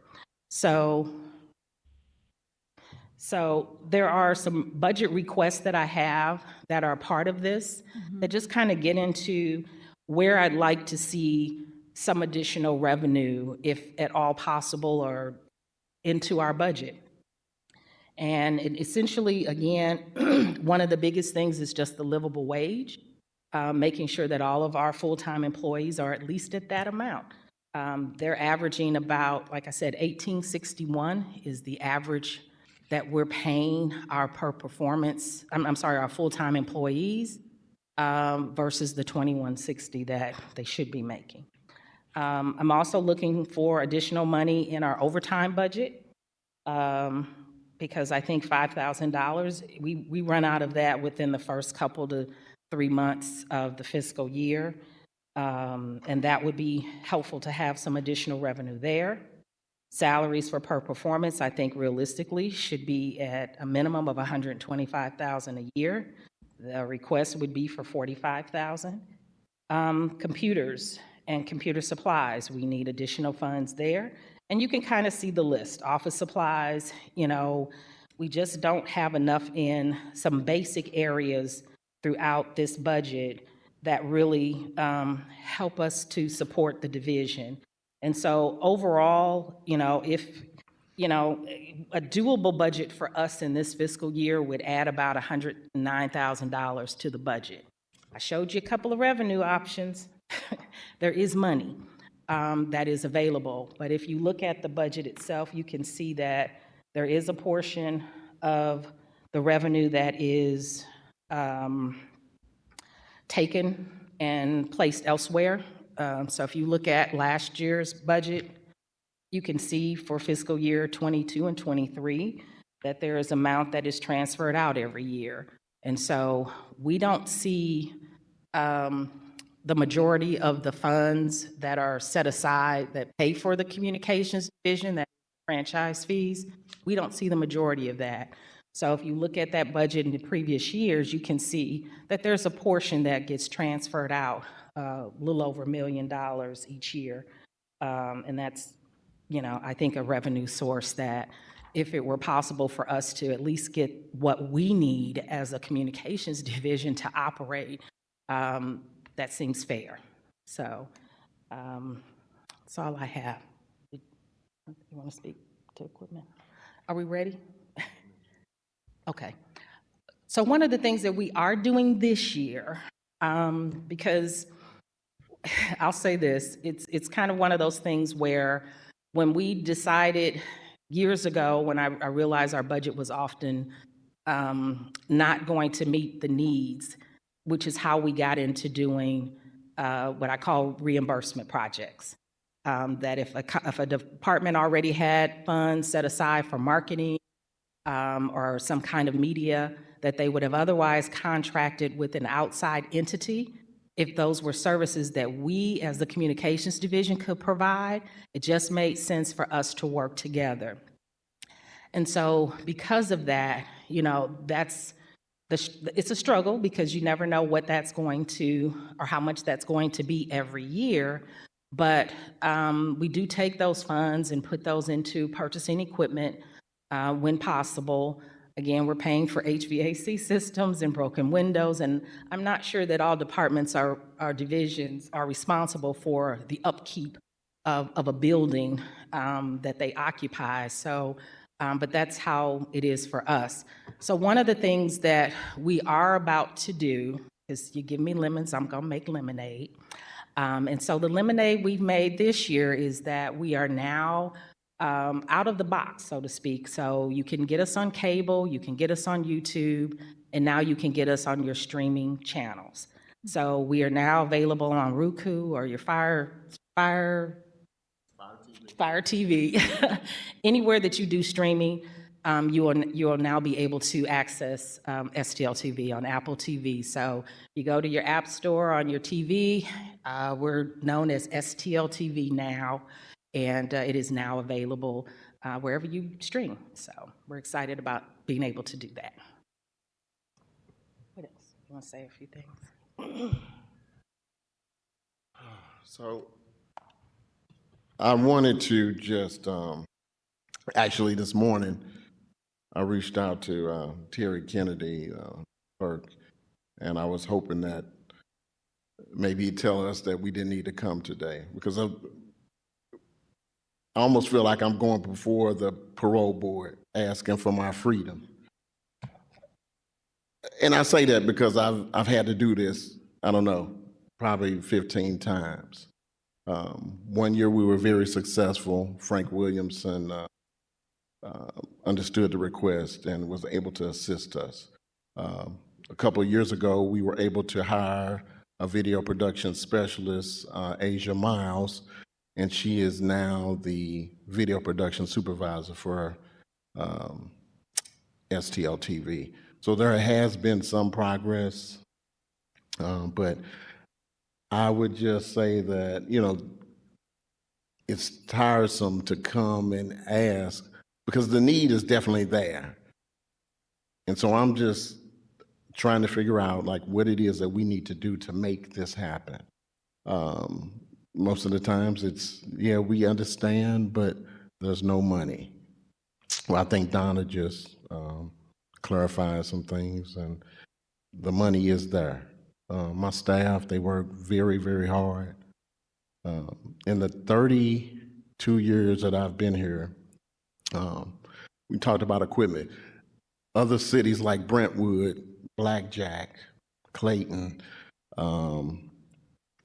Maryland Heights, all of them have had this upgrade that we're finally seeing in the Board of Aldermen. They've had it for 10 or 15 years.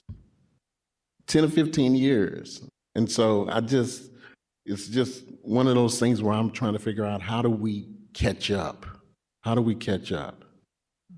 And first and foremost is my staff. I think the world of them, they work hard. A lot of times they're called to cover things when they're off.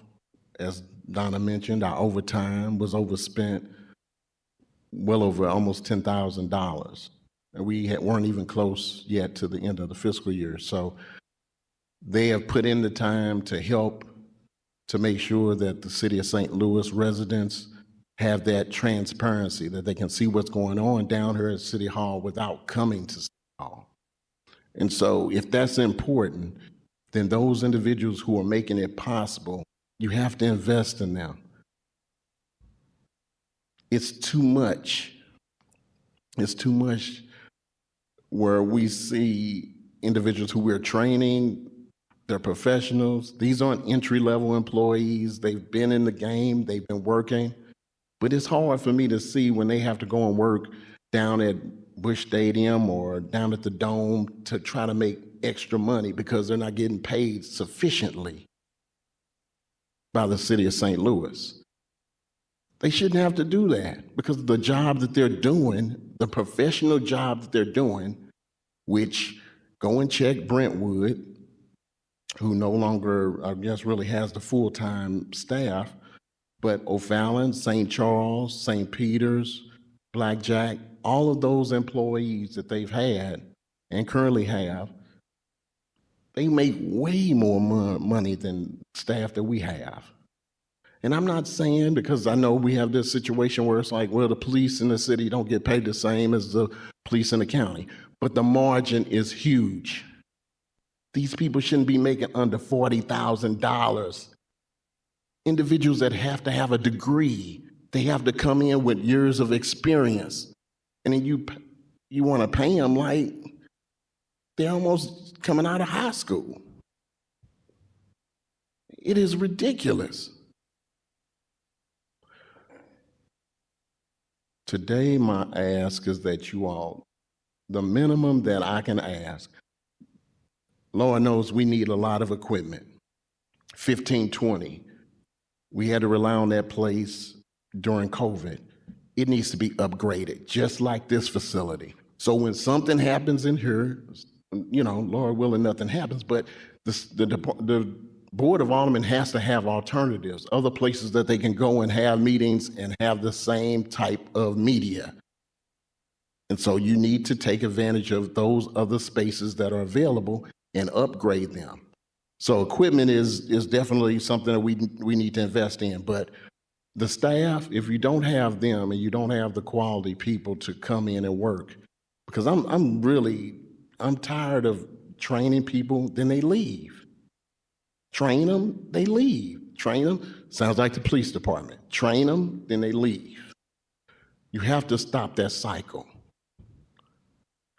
And so today I just, I ask that you please take a look at that. And I will end with this. My granddaughter, who I love dearly, she will say to me, Papa, I want some McDonald's. And I don't want to give her McDonald's, so I'll tell her, no, Papa doesn't have any money. But when I pull up to the gas station, I say, I need to get some gas. She said, Papa, you don't have any money. She knows, like, there's money, but you just don't want to give me what I need. I'm asking you all today to give me what I need. Give me what I need. I need these employees. My video production specialists, they grind every day for this division, every night, on the weekends. I have to ask them, hey, the board decided they want to have a meeting in the community. Can one of you all work? Give them what they need. That's all I'm asking.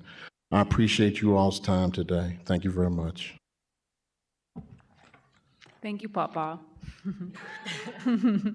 We really do appreciate the work that you all do for us. You make us look good every day. And when COVID hit, I mean, you all pivoted so fast to get everything going online. It was like we went from the dark ages to almost current time, like in a hot minute. And you were able to keep us going at the board. keep city departments, keep city boards and other things going, because we were able to pivot online. This was a totally new technology for all of us, and we have the equipment we needed. And so we are so grateful. And we do want to make sure that you have what you need. We're not the parole board. We don't have the authority to grant you your freedom or add to the budget, but we do have the ability to advocate for some things.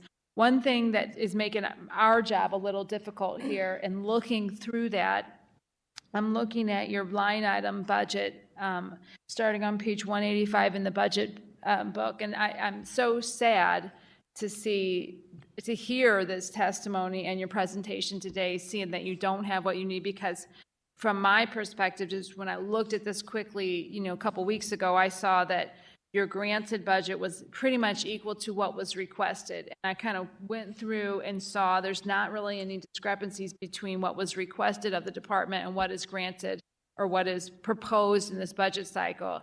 So it's going to make that job very difficult because. So I do have a comment on that. So, we're giving an appropriation. Mm-hmm. And from that appropriation, we are expected to make our budget fit that appropriation. So the appropriation is what I work from. I don't work from, this is what I need. I work from, I've been given an appropriation. And so the expectation is that I need to fit what I can within that budget. Okay. So that's a difference in, this is what I asked for versus this is the amount that I was given to work from. So I've never really been asked, what do you need? I've been told this is what we are appropriating for you. And essentially the expectation is that you need to make that fit. Okay. And so that's a difference. And why when you look at this, you look and you say, oh, well, this must be what you requested. It would not have been what I requested. It is just simply us trying to make it fit within what we are giving as an appropriation. That does make sense, and I'm sorry to hear that. We've been trying to, with our sort of reorientation of the budget committee, encourage departments to really kind of think about it from a broader perspective, recognizing, of course, that we don't have an endless budget. We have a shrinking population base, and there's all sorts of constraints, but we do recognize, of course, that the work that you all do is incredibly important to keeping the wheels turning. If you could, Donna, you mentioned this reorientation of the earned reimbursements, the $150,000 that could result in a new revenue source for the city. Would that, if we were able to ink that deal as you hypothesized we would be able to do here fairly soon, would that cover the additional items you mentioned, that just with $100,000 and some odd $1,000 we'd be able to do some of the things that you need to do? It is in effect right now. So again, when and if, and that's the part of that for that 150 in terms of earned reimbursements, is if we're able to enter into agreements with others that have funds available marked for media or marketing services. That is how we have been able to make it through. Okay. But it is a challenge because year to year, you don't know. Somebody has to have a project that requires the services that we provide. And if they don't, then this goes away. So, having to rely on our ability to do this is a little challenging because I would rather be able to use those funds to go back into equipment and the things that we need to keep operating versus having to use them for overtime or per performance. It would be nice if those things were just already a part of our budget. Again, being that there are several, there's funds available within the fund that's used to fund the communications division, I guess is what I'm saying. And so if we were to ask for, 1.2 million as opposed to 1.2 plus, million dollars from that fund, I don't know where the rest of the money goes. So I don't know where that other million is allocated. But it would be nice if those funds, if we were kind of considered and our needs were considered first, as opposed to wherever those other dollars are being spent. I don't know where they. So that's the challenge. And so when you look at our budget, it's not because I didn't know that there were other needs or that those were the needs that we had. It's just that I've been, pretty much advised to take the appropriation and make it work within those parameters. I'd like to turn it over to the committee for questions now. Thank you for that explanation. It's a frustrating way of trying to figure out a budget. Starting with seniority, I'll go to Vice Chair Alderwoman Boyd.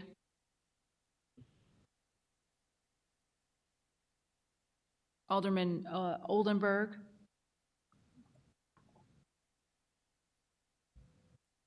Alderwoman Velasquez. Hi, good to see you all. Fun fact, I started as an employee at STL TV. That was my city email address. Wow. Yeah, learning new facts. So I think I want to do, I have some questions just from my perspective and or the rest of the committees or the viewers out there for you and I'm not going to say Mr. Holman to kind of, we've had many laugh, to kind of, I think, give the committee a little bit of an overview of not just what you do, but sort of some of the, where you've started out. I mean, just from our history, I know that, there are lots of, I think, a robust internship program. I mean, you've trained a lot of professionals, so there's this like long legacy of that.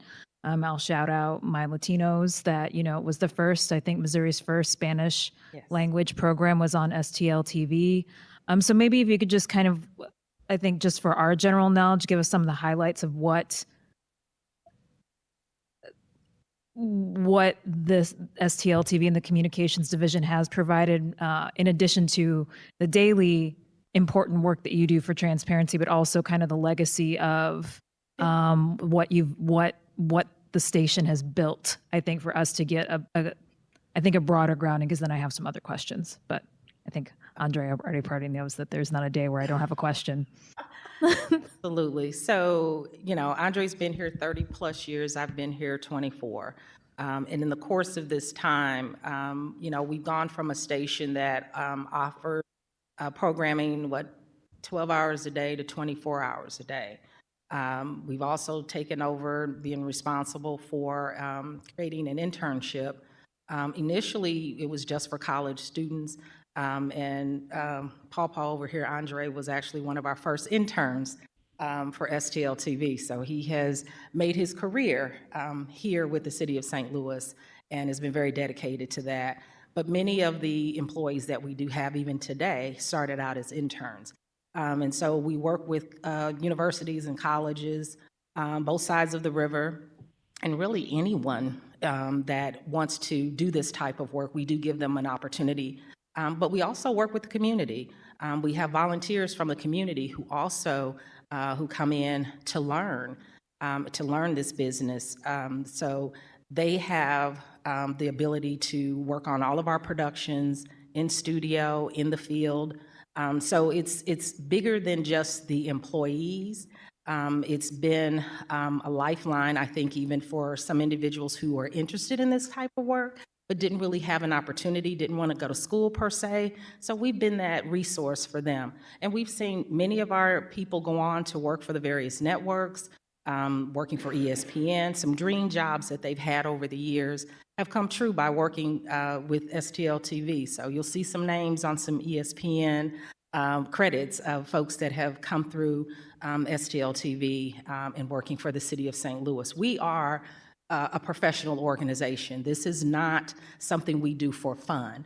As was stated, everyone that works for us has a college degree. And so these are folks who have learned the business through school and also in other opportunities that they've had before they got here. And I think overall, I would say that STL TV is really a place of passion because we are very committed to the work, very committed to the city of St. Louis and providing all that the city of St. Louis is in a positive light. We started, as you mentioned, the first Hispanic Latino program in the state of Missouri. We also did an LGBTQIA program. We also have worked with the Bosnian community and given them a platform.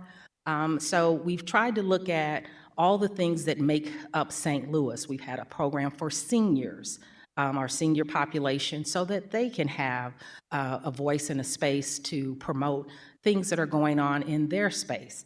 And then we've worked with our teenagers. So it has been very holistic in our approach and very intentional in our approach to bring all of those pieces and all of those individuals into the work that we do on behalf of the city of St. Louis. And we've won Emmys and we've won Telly Awards. And, we are, very proud of the work that we've done and the individuals that have crossed our paths over the years. Thank you. Thank you for kind of grounding us in that important history. I'm one of the newer people. This is my first time on budget, so I don't want to contradict how you've been doing it, but I think it would be at least helpful this cycle and/or next cycle for us. I think everybody to be able to see what you actually need versus trying to, make chicken salad out of chicken fat, make do with what you have. Right. And I just know from working in communications and journalism that it's tough to keep technologies moving at a rapid pace, and why some of the tech is less expensive than what it was before. You still need equipment. So I know that President Green, in her report of what the board's budget, I know that the Board of Aldermen was able to contribute some equipment to you all, and I'm glad that they were able to do it. And also, I think it would be, as speaking broadly from the city, I think it's unfair for you to be able to do your job for things that departments request of you without actually having the equipment to do it. So I'm glad that we don't want to I'm not saying take the switchboard away, but I think we're glad that we were able to provide it, and you probably need more. It's coming though. We're excited. And, so I think it would be helpful to see that real gap. At least it would be for me. Okay. And I don't want to speak for everybody or Madam Chair. So just a couple things. You said it would be ideally not the big list, but if you had 109,000 more, that would cover the pay for performance and salaries. Yes. And that's what, maybe in this, if I'm understanding it right, you think that if we did some creative revenue sort of things that could be picked up in that part? Yeah, from the cable franchise fees that are collected by the city. I think that's a resource. As I mentioned, there are other resources that we're responsible for, which is the right-of-way fees that we collect from the carriers that build in the right-of-way. Now, we don't get any of that. None of that is appropriated to the communications division. So 100% of that goes into city. The general fund. But that cable fund is available. Okay. No, that's helpful to know. My other question is, and forgive me, I'm not trying to, is it legal to not be paying the $18 an hour versus 21? That's a good question. I don't know. I don't know. But if that's our livable wage, I know that that's not what we're paying. And I don't know if, to some extent, is it a classification thing, but that it's not? I don't know. Is Ryan Coleman in the room? He's not.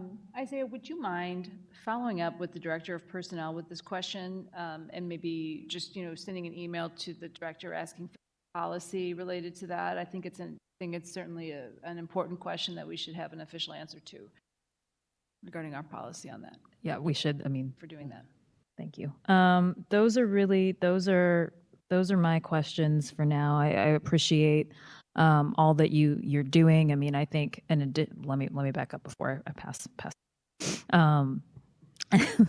I think it would be helpful, in addition to the dream budget, it would be helpful if we knew sort of a list of equipment that you needed. I don't know if that's something too. I think we should budget for it, but if there's some potential private-public partner, if there's somebody out there too, who'd be willing to contribute, but also if we don't know, then we can't. And I think we can't ask for it. Jay Nelson in the president's office did make mention of that when President Green was speaking previously at a meeting. We did provide them probably almost halfway through the fiscal year that with a list of things that we needed to purchase, and that we forecasted that our per performance and our overtime money was going to be tanking, and that we needed to try to address those issues. And so, yes, they have those things. Okay, But they said that they were going to still consider them, so. yeah, we can follow up with Jay, but I think too, just generally, it will be helpful. I mean, you know Yes. the gap well, but I think for us to just not be like, oh, everything's fine, right? Right. I mean, there's Right. point of transparency.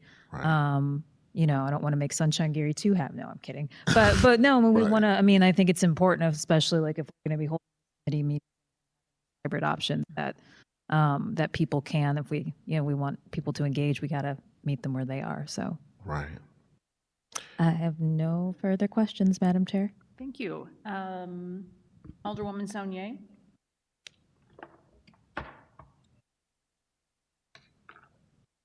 Thank you, Madam Chair. Hello. I've known Mr. Harrell for quite some time, so I'm so sad to hear that you felt like you were coming in front of the parole board when you felt like you was gonna see me. I just knew that would get your attention. Yeah, because I don't aim to duplicate the feelings that one feels, especially as a Black man when they go in front of the parole board. I'm not looking to duplicate that. What I hope that all the departments, and I think what the committee has tried to do this year, is actually create a place for city departments to get to publicly talk about their challenges, to get to publicly explain, here's what we have to fund, here are our needs, in a public way, in order to give the Board of Aldermen, but in order to give the public too an idea of where all of the money goes, and also to put the issues on the table. I think there's so many people in our communities, they know that there's a budget for the city of St. Louis, but they have no idea department by department what the struggles are.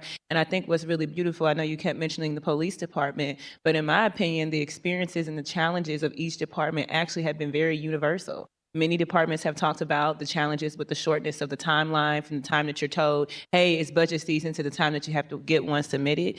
Many departments have talked about their difficulties with staffing, and that having a lot to do with us not being competitive, not with private sector jobs, but with other public municipalities, and that being something we need to take a look at. I think there's so many areas. Many departments have talked about their challenges as far as maybe having an aging workforce. Many departments have looked up, hey, we do a lot for our pension, perhaps we need to look at the salary because we're finding that's what employees are looking at. And so I hope it wouldn't feel like, a parole board, but would feel like a public body that understands, like, we are as successful as you are. At the end of the day, like, as legislators, our constituents depend particularly on you all's branch. They know what's happening in our committee hearings because of you all's work. And my constituents are certainly clear about their expectation that they want certain committees and certain meetings to be in the evening and to be in community because we have a responsibility to be accessible to them. So I would hope that, like, that's how you feel when you come in front of us. And, and that's okay, because you should play hardball. You should be like, you know what, I'm going to feel like that when I hear y'all advocating for what I told you I need. And that's okay, because that's what we're here for. So for me, I'm really thankful for your clarity. I think you've made it clear what you really need, what your shortages are. I really appreciate you just laying it out like that and making it clear what your struggles. You guys, to me, I've already said to many of my colleagues that I think you guys are one of the most important departments to fund, because as a board, I think we're being much more ambitious about our policies, and we're tackling a lot of systems, having a lot of conversations. And so there's a lot of changes, but without you all coming with us, we can't bring the public with us, and that leads to a lot more, makes something as like change that's already challenging a lot more challenging when folks can't come along with us. So my question would be similar to Alderwoman Velasquez. I would like to know, one thing I would say is, I know you mentioned the salaries and per performance and just needing to raise pay. Something I've been in conversation with whether that's our financial analyst, the director of personnel, is the board's limited ability to touch things that go with staff pay, because most folks have unions and they have, outside things, and that might be a function more of the executive office. I think what we can do, like Alderwoman Spencer said, is certainly lift up the challenges and advocate what it is, and hope that higher powers that be hear us out and address that. But some of the specific line items that you have, like supplies and things like that, I think those are things that we could make a case for, and that is movable by sending it back to ENA with something. So that's something that I look forward to advocating for. And I just wonder too, because so you said that one of the things that you felt like was also the overtime line item, that you felt like it wasn't enough. Do you feel like you essentially, if you were to get another $5,000, that would be enough? Or do you have a, So the appropriation was 5 for this year. and you want 20? So you would like another 15? Absolutely, yeah, because our full-time employees work, the way that we have it structured is that one is available every night, but oftentimes there are multiple things that are going on. So we've got to send people to different locations, and then we have weekends. So their general day is ours, Monday through Friday. But when we have things that happen in the evenings, if there are 2 public events that happen, we've got to send folks, we need people to be able to go in multiple directions and be able to call people back in. And there's, we go through this overtime really, really quickly. And we're very conscientious, very work-driven. So it is by the project. We don't do sort of the little, I stayed 15 extra minutes type of thing. This is the project they're working on. It's an average of 3 to 4 hours. So we've got to be able to compensate them. And they want to be compensated. They don't want comp time. They want to be compensated for the work, again, because their salaries, many of them are earning less than the. And is this, so if you were to get $20,000, is that about what you all spent last year? Like, how does your request compare to what you needed last year? We're like 10,000 in the hole a month and a half ago. Right. So the Board of Aldermen, I'm sorry.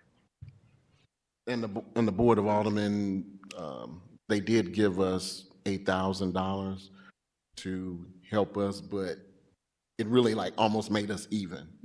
So we're still with a couple of weeks to go in this fiscal year. So we definitely need the additional overtime. We definitely need it. Okay, and this is for the sake of my advocacy to help me later when I have to talk to my colleagues, advocate. With the amount that you've been allocated now in overtime, how far do you think you would get before we would run out and then no longer be able to have our evening or community meeting? End of August. End of August. Because there are a lot of things that happen in the summer months, so there's a lot more meetings. And now that we're having more committee meetings, new meetings for like the commission and the reparations, all of those things. What started out as 12 meetings, then separated into subcommittees, and just about everybody, is meeting after hours. So that is what is driving this now, is that we've got not just your Board of Aldermen meetings, but we've got these new mandates for new coverage of meetings that are taking place in the evenings and on weekends. And so that's what we're trying to cover, and that's where we're needing to send folks to. So overtime for us usually lasts about 2 to 2.5 months, and then we're out of it. That we only have $4,000 this past fiscal year, so we were out within a couple of months. And the same will be the case for a $5,000 budget. It doesn't last us long enough to be able to do that. And like I said, the staff would prefer the option of being compensated as opposed to receiving compensatory time. And that's all we can offer at this point. And you're saying compensatory time is when they are able to say, well, I worked this late yesterday, so can I adjust my schedule tomorrow? Is that? They can bank it, and then they can take it at a later time if they would like. Okay. So it's compensated, but some of them would just prefer to get their money. I got time and a half. Absolutely. I'd like the money. Absolutely. Well, thank you so much. And again, just thank you for coming here. And I do know that you guys work incredibly hard. And I know we send in requests to you all, but it's because we know that you're going to do quality work. And I think it's because, just period, I think as a board, we're just trying to focus on community engagement a bit better and a bit stronger so that people feel like government is accessible. And we certainly know that we can't do that without your work. So I hope that you're pleased with the outcomes of what we end up advocating for. Okay, thank you. Thank you. Okay, and with that, I know. I got skipped. Say that again. We have, Let me say something. did you want to say something? Yeah, it's Alderman Aldridge. Oh, I didn't see you come back in. I was going through my list. Apologies. I'm just messing with you, Madam Chair. It's okay. Thank you, STL TV, for being here. And I guess more of a comment. I know me and my colleagues have already they probably covered it. We really are going to try to advocate in the budget for you guys to have more money, understanding that during kind of this session that some of that ran out, and we, are really trying to be intentional about, sometimes maybe having meetings after 5 o'clock, understanding that I got families though still, but it's gonna cost. But for people who are not being able to come during the Board of Alderman meetings, being able to come. So now I'm not going to ask a question. Like I said, I'm sure my colleagues covered it, but I just want to thank you all for the hard work that y'all do, because y'all, really cover a lot of meetings outside of the Board of Alderman when other departments want to have special events or, like budget. We're taking this on the road very soon and be out in the neighborhood, and you guys have to make sure that sound and everything works out. So thank you. I think there's one item in there, I don't know where it is, where you guys only asked for, I think like 80,000, but maybe the year before got 100 or 200,000. I would just suggest anytime, because y'all work is so important, shoot higher than kind of what y'all have. I mean, we're going to try to do our part on here, but it sounded like y'all didn't ask for what y'all really need to function and operate. Missed my part where I said we are given that appropriation and we fit it into the appropriation. So it's never a situation where we've asked above that appropriation. So it starts with the appropriation to the office, and then we work to make it fit. So it's never a budget that actually has shown what we actually need. The request isn't there. My request always fits what we've been appropriated. So when you say that, who makes that appropriation decision for you? The appropriation comes from the budget division, the budget director. So there's not it seemed like at first it seems like for other departments, they send a request to the budget division, and Director Payne say, we got a conservative year, so we got to cut here, cut there. What you're saying is you don't even get an opportunity to say input on the budget. He just says this is going to be your budget, and you just submit the same budget back. Based on the appropriation, absolutely. That's Okay. how. All right. Thank you. Thank you.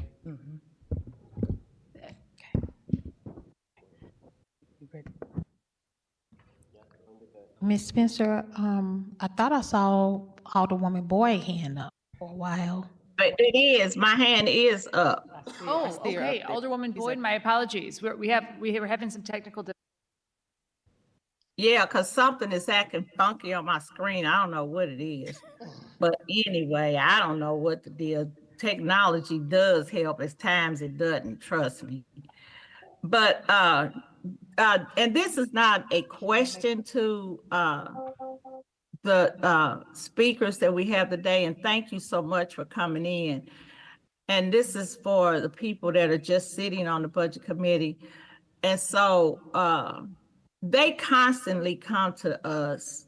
The people that's before us are constantly coming to us, and they are constantly undercut. They're constantly shunned at the dollars that they need. And so they always seem to produce, and I applaud them. No matter what, they produce. And then when we came up and they gave them a large sum of money to accommodate the overtime, because again, when this Board of Aldermen decided to reduce the wards, they never took in consideration all the additives that it would encompass. And so they didn't add all the meetings and the extra meetings and things that will be engulfed into this department. And so nobody included that. And so I keep saying we can't run the city as we've been running since the 1900s. Those days are over. This department needs updated equipment. They need to be compensated for the work that they're doing. And so we give them, I'm just giving a number, say we give them $8,000 to accommodate them to do these meetings, but they're still $3,000 short. That's not a benefit, that's a hinder to them. So Andre and his staff have to kind of move around numbers to try to see how they can still accommodate us. Because always remember, they never say no to us until their backs are against the wall. So I think this is something this committee needs to look at and make sure from administration, from ENA, from the president's office, that we bring this department up to the qualifications and classifications of other technical companies that do technology in regards to recording, monitoring, doing the things that needs to be done. And it's not just about equipment, it's about the employees that need to be compensated for their devotion and time. And so as a city, we need to quit second guessing our employees and listen to them and hear them loud and clear to make people understand they're doing a work that has never been done before. And so St. Louis TV is doing things, they're in rooms that they had never been in before because they were never in that part because we didn't have those kind of meetings. And so I'm just asking this committee to consider making sure that we take care of them to make us look good as a city. So it's a win for us as legislators to have people that doing the technology and make sure that they have what they need to make us as a board of aldermen look professional and up with the 21st century, because this is one department that's been struggling. They're in a building that's been old forever. And every year they come to us. And as the chair of this committee knows, every year they come to us and ask us, and they don't ask for a lot. They try to accommodate us, but this real clear, they need to be accommodated from their building to the work they do, to the technology and the equipment they have, to make sure that we find some dollars to accommodate this department. And I'm not excluding any other department, but this is the department that puts us out there on the YouTube, making sure people see who we are and what we're doing. And regardless to what people feel or think, some of us like me, they make me look good on camera. So I just be real. They make me look good. So they can fix those cameras and I look like $1 million, and I applaud you all for that. But we need to make them look like $1 million, representing us as a city. Thank you. Thank you. Thank you, Madam Vice Chair. I have to disagree. I think you look like $2 million. Okay. Right. We have, our fire chief here is waiting to go on next, so I just want to make sure, were we going to watch did we want to do the presentation? About 2 minutes. Okay. Thank you.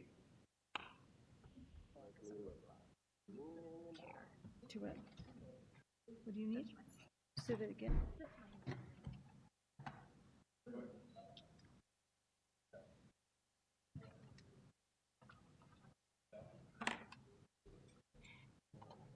Charged up today.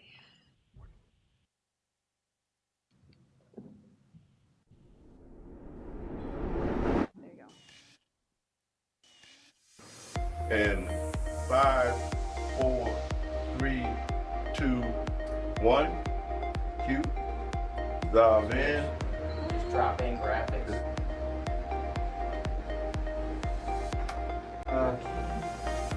Okay, got that in?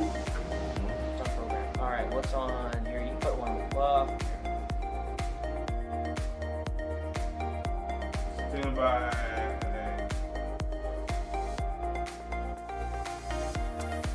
The board will now come to order. Madam Clerk, please call the roll.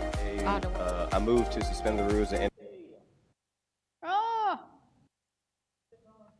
Because I know y'all put me in it too.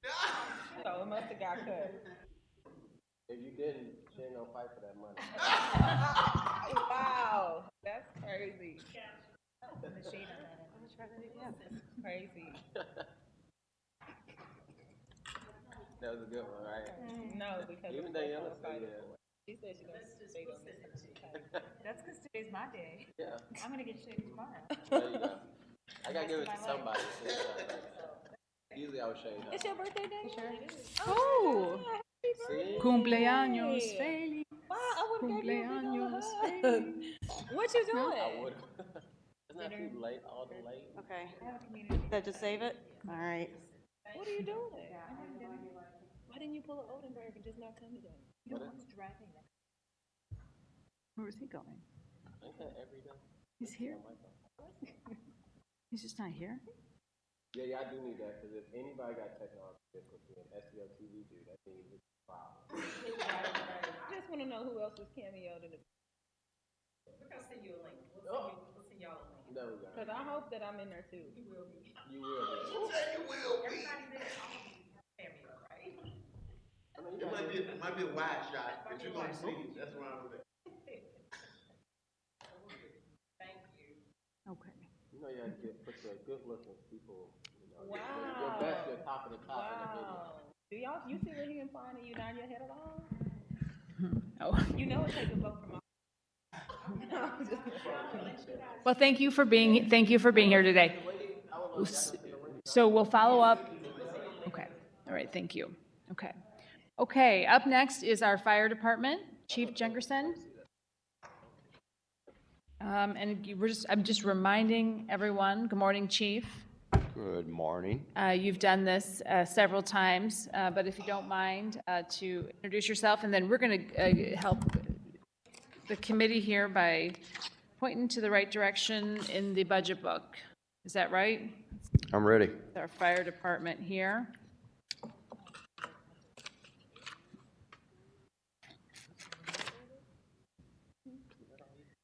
Starting on page 237.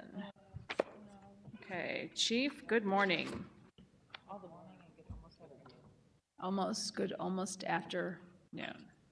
So you on my, saw the fire department in Marine Villa this morning. I don't know what they were doing. I forgot to follow up with the resident, but I appreciate seeing our fire department on my way into work this morning. Uh-oh. Ready? We are ready for you, Chief. Good morning. Fire Chief Dennis Jenkerson, presenting the St. Louis Fire Department request for the budget for fiscal year 2025. And Chief, just real quickly, do you mind, I mean, I know you handle the fire department, but maybe just give a very quick overview of all the things under our fire department. Quick overview. Okay. Well, the St. Louis Fire Department is also responsible for fire prevention. Some of the codes and ordinances. We're also responsible for the emergency medical response, the EMS, the ambulance service, all of the suppression. We handle everything within the 62 and a half square miles of the city. In addition, we are also responsible for all of the highways that cross the river all the way till the Illinois. We're also responsible for any type of water response on the Mississippi River, and that goes from the locks all the way to the JB Bridge. Additionally, we handle all of the hazardous material responses for the city of St. Louis, the collapse rescue. We do the arson investigation out of the fire prevention office. That's a quick overview. Thank you. No, I mean, I think it's helpful. I know when I was first elected, I didn't appreciate the fire department's responsibility of the emergency responses on the waterway, as well as the EMS and other things. So it's just helpful to kind of just overview all the things under your purview, Chief. Perfect. Okay, so we have a proposed budget for the St. Louis City Fire Department of $68,594,000, and a requested amount of $73,294,000. Right. And I don't know if they're putting up the PowerPoint presentation that was put forward. I believe I sent it over to Sarah Baker. I don't know if you have that. Sarah Baker would be the mayor's office. Okay, right. And we sent that down, so I don't know if you have it yet. You don't? Does the Board of Aldermen have it? No. I don't think we received it. Would you mind checking with the mayor's office? Thank you. Yeah, you'd be able to see what I'm going to walk through here in a minute. Okay. And give me a little bit of latitude. I'm just getting over a interesting head cold that I picked up from some grandkids. It was a tough one too, so can't hear real well sometimes. Fire department overview, I'll start off, like I said, I talked about the fire prevention, suppression. We do administration and community risk reduction. We're also responsible for the training academy and career development and emergency medical services. Some of the things we're going to be concentrating on this coming year is the increased hiring of EMS personnel and EMS dispatchers. Our fire department dispatch side, we're fully staffed. With EMS, we're only 2 down. And I will say that that is because of the increased salaries that were approved in last year's budget.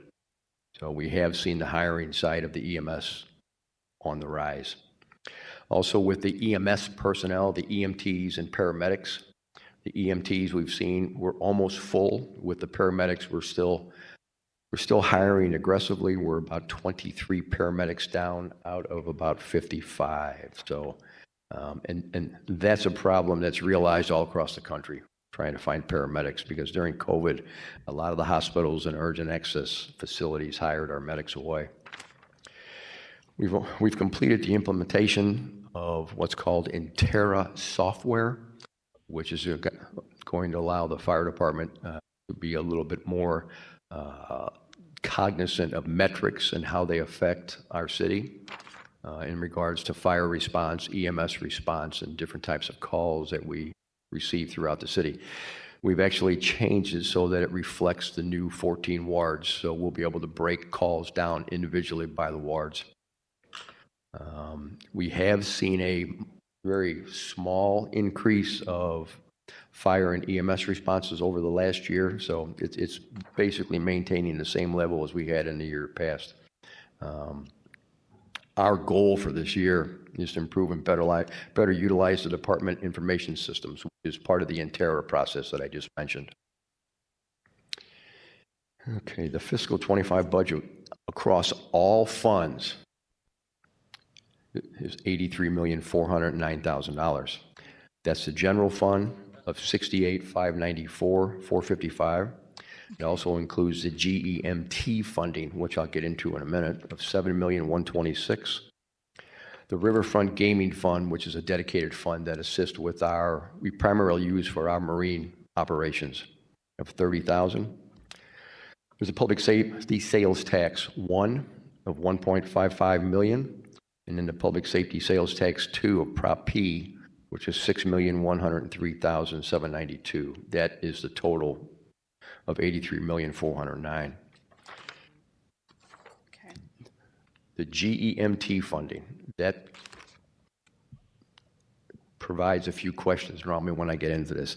The GEMT, which is Ground Emergency Medical Transportation, is a state program that's used to receive federal matching funds for services provided to Medicaid patients by the governmental EMS services. In other words, it allows us to recoup funding for the actual cost of the St. Louis Fire and EMS Department providing responses to the Medicaid patients.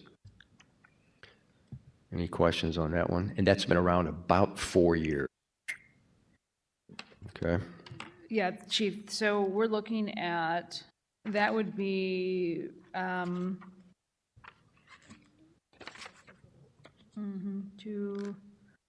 we've got the general fund starting on page 237, and then this is the game. Can you walk us through that one more time? Okay, so the Ground Emergency Medical Transportation System, that's page 240, and this is a special fund specifically for transporting Medicaid patients. Correct. It allows us to recoup the actual cost of what it costs the St. Louis Fire Department to respond to these calls, the training, the equipment, manpower. It's, like I said, this was signed into law about 4 years ago. We're one of 7 states in the entire country that has a reimbursement.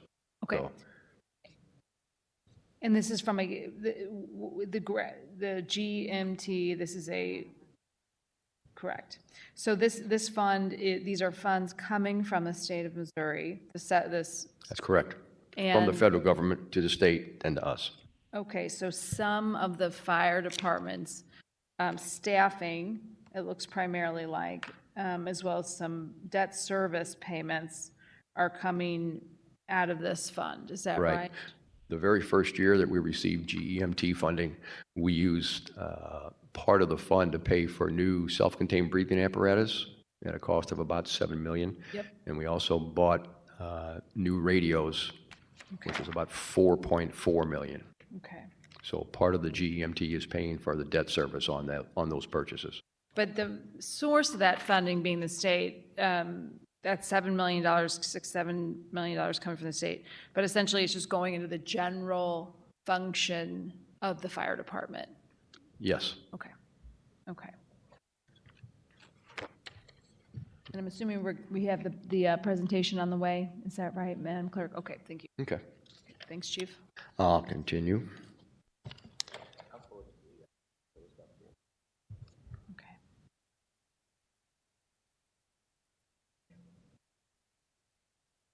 We good to go? Yeah. Keep moving? Okay. Thank you, Chief. You may proceed. The Riverfront Gaming Fund is a tax that we receive from the casinos. We started out at about 25,000, which was the first year that we had the casino operations in the city of St. Louis. It's increased right now to 30,000.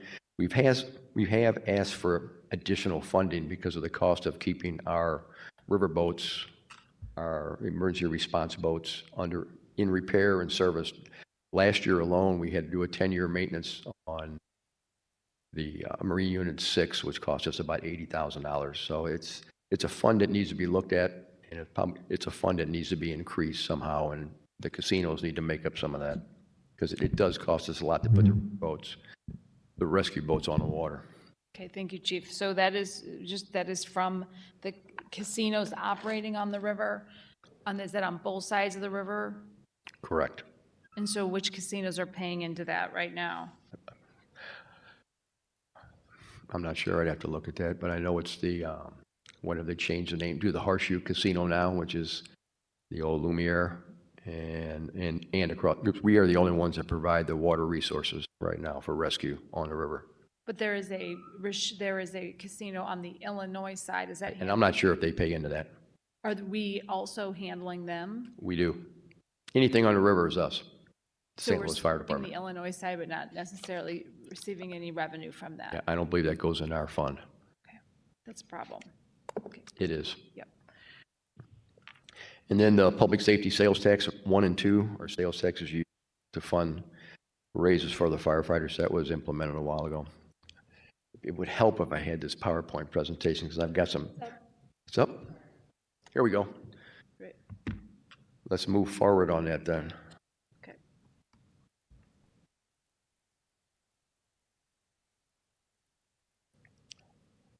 I don't have the magic button to turn it forward. Keep going. Keep going. Next. Here we go. This is the fire department budget by fund. Like I said, the total budget with all the revenue sources was right at $83,409,000. The general fund is about 82%. Then the GEMT is 9%. I just talked about the Riverfront Gaming, the Public Safety Sales Tax 1, and Public Safety Sales Tax 2. Next slide.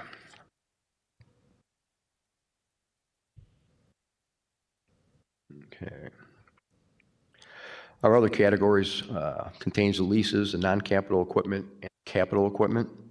It excludes the pensions costs, which are budgeted in Department 612. But this is all of the funds right now where they're used. Most of our funding goes to payroll. Next slide. This is a personnel budget breakdown. This excludes fire pension costs. So you can see fire salary accounts for about 58% of the total operating budget. Other salaries, our overtime, which I'll get into in a minute, has gone on the high side this year due to the lack of firefighters. Our overtime right now is looking at about 11% of our overall operating budget. Benefits, we're looking at about 19% or $14 million. Let's go to the next slide. Okay, this is personal breakdown, including fire pension. So as you can see, with pension, we're looking at about $91,248,000. Next slide. This is the fire department budget over time. And also what we did here is this is adjusted with inflation, and that uses the St. Louis area CPI data retrieved that we got from the Bureau of Statistics. And our budget, if you look at inflation, has maintain a relatively flat line. So you have to adjust for the budget because the cost of items have gone up so tremendously. So this is just another way of looking at it. Next slide. This is the fire pension budget over time. Again, it's been adjusted. If you look at the line, the orange line, it's been adjusted for the St. Louis area CPI. That data was retrieved from the Bureau of Labor Statistics, but it's basically remained flat. Next slide. I found this one interesting as well.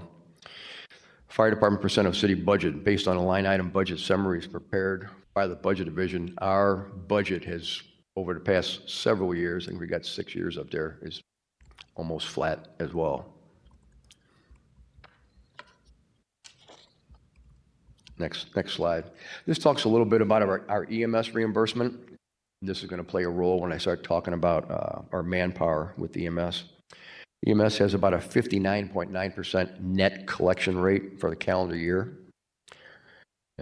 Our reimbursement is about $345 per call for the calendar year. We use a third-party biller. We use a company called Change that does all of our EMS billing. Last year, we collected right at $10 million from EMS. And that has gone flat or down a little bit from the previous year because of the open positions with the EMS. The graph shows you a little breakdown of where most of the payments come from, whether it's Medicare, Medicaid, the insurance payouts, patient pays direct, and you've got a little slice in there, which some of the insurance companies do make small payments. But we do realize a decent revenue from EMS by having the correct amount of ambulances on the streets. Let's go to the next slide. This is getting into some of the vacant positions. This is on the firefighter side. Right now, I'm down 1 deputy chief. I'm currently down 8 battalion chiefs. 19 is my total strength of battalion chiefs. Fire captains, I'm down 19 of 114. And fire privates, I'm down 71 out of 448. So my manpower is off about 100 positions, which is causing and driving the overtime figures. We are in the process of getting ready to hire firefighters. The list has been approved. So one of the emphasis on this year's budget is hiring approximately 100 firefighters. Next slide, please. In the required or requested budget, I asked for some additional supplies. Here's the cost of outfitting a firefighter. Protective coat, $1,400. I have to have 2 of them. Each firefighter has 2 sets. A coat, set of bunker pants, which is $948. The suspenders, the firefighter hoods, the helmets, protective bunker boots, and gloves. We're looking at about $5,600 to outfit a firefighter. Wow. The reason we need 2 sets is as they have a fire, we have to bring the 1 set back and they get cleaned and washed. We went through a big cancer initiative about 2 years ago because the cancer within firefighters have gone up so tremendously. We put an emphasis on keeping all of their protective gear clean. We put what's called extractors, which is a fancy name for a washer and dryer in every firehouse. And after the calls, they get deconned at the scene. They come back to the firehouse. They change coats and bunkers, and all that equipment goes into the extractors to be cleaned and dried and ready for the next fire. But they really need 2 sets. And when I put on a class of 100 firefighters, you take that number there to 5,670 and multiply it by 100. We have ordered some of the sets in preparation for this, but it's still going to be a large hit on our budget this coming year. Fiscal 25, like I said, we need 100 recruits. That's about a $567,000 cost just for equipment. And in the protective clothing, I've asked for $550,000. Let's go to the next slide. Paramedic vacancies. Right now, approximately 32 out of the 55 positions are currently vacant. That is trending down. We are starting to see more paramedics apply for the job. One, we did have a salary increase for them, so we're starting to see it return a little bit. But what it does, it has an effect on our revenue side as well. If I can't provide ambulances to a scene, we use private ambulances, which I have an MOU with 2 private services.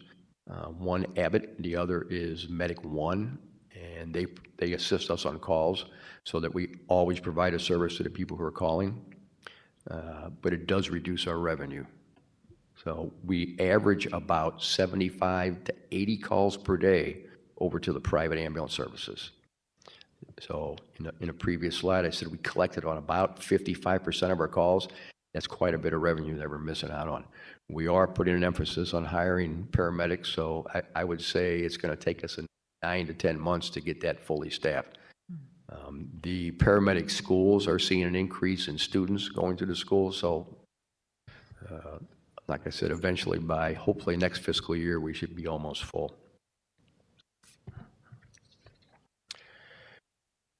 Next slide, please. Oh, here we go. EMS deputy chiefs.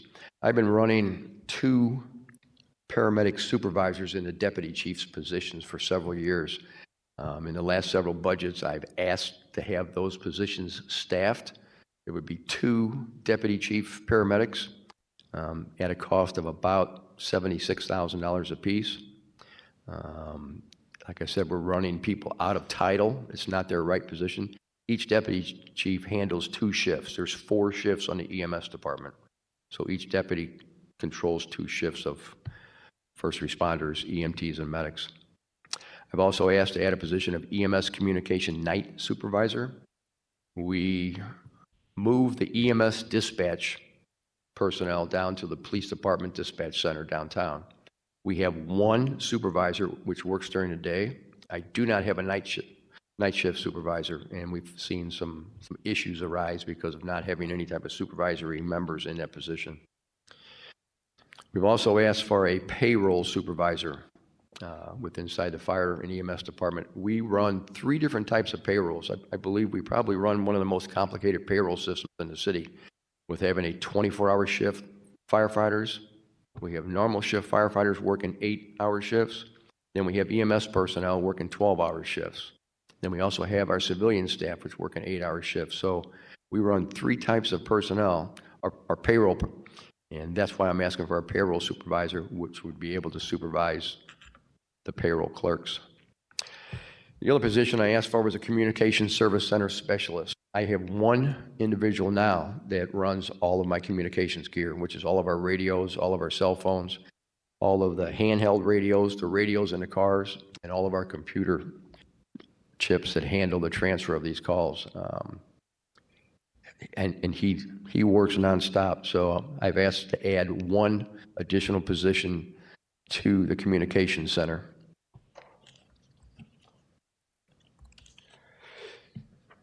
Okay, that's a basic presentation. Where do you want to start with questions? Well, Chief, do you want to go through some of these issues that, the things that are not met? So the discrepancy between your requested budget and kind of your priorities, okay, Chief, of the fire department. I think that would be helpful to start with. And then we can kind of go through some questions here from the committee. The biggest item that jumps out at me would be the overtime budget. Right. Looking very different than what was requested, but please feel free to identify those areas in which that are priorities for you in the department. Okay, I'll start with the overtime budget. Right now, like I said, we're averaging about 35 to 40 calls per day on the overtime side. And that's because we're 100 plus firefighters down, and that's straight openings. The other issue that has caused us a little bit of concern this year was the use by the fire and EMS side of the FLSA opportunities. So it's people have started using that type of sick leave, which is the FLSA. So I think that's an area that needs some attention because historically the firefighters didn't call in sick too often, but it's changed over the last several years. I think we've made it easier for them to use the FLSA. The FLSA is a good program, but it's, I think it's being abused, and that's also driving some of the overtime. But being 100 firefighters down and being, like I said, 35 members down on the EMS side is every day we're calling 35 to 40 firefighters, and we're really not into the middle of the summer where a lot of the vacations take place. So I see that coming up, and I will give a shout out to the firefighters for stepping up and working the overtime to keep all the trucks manned, which is one of the important things that we try and do to make sure that everybody has the ability to receive good response times when they call the fire department. But the overtime is a concern.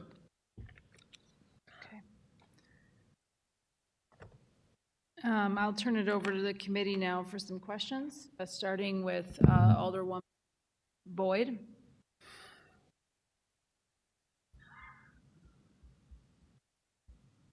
Alderman Oldenburg.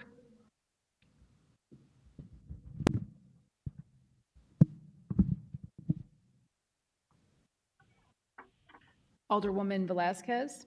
Thank you. Thank you, Chief Jenkerson, for being here and for the presentation and for answering our questions. Just wanted to go through, I think, so I understand. So it does look like that the budget request and the budget proposed are two different things for regular salaries and employees. So are the positions that you outlined in your presentation that you're requesting, are those ones that did not get fulfilled by this budget? That's correct. Okay. We had a few positions that did not get filled by the budget. Two of them were the deputy EMS chiefs. I believe the other, the communications specialist. Let me go back to the sheet here. The EMS communications supervisor and the payroll supervisor. There was 4 positions that I had asked for that did not get filled.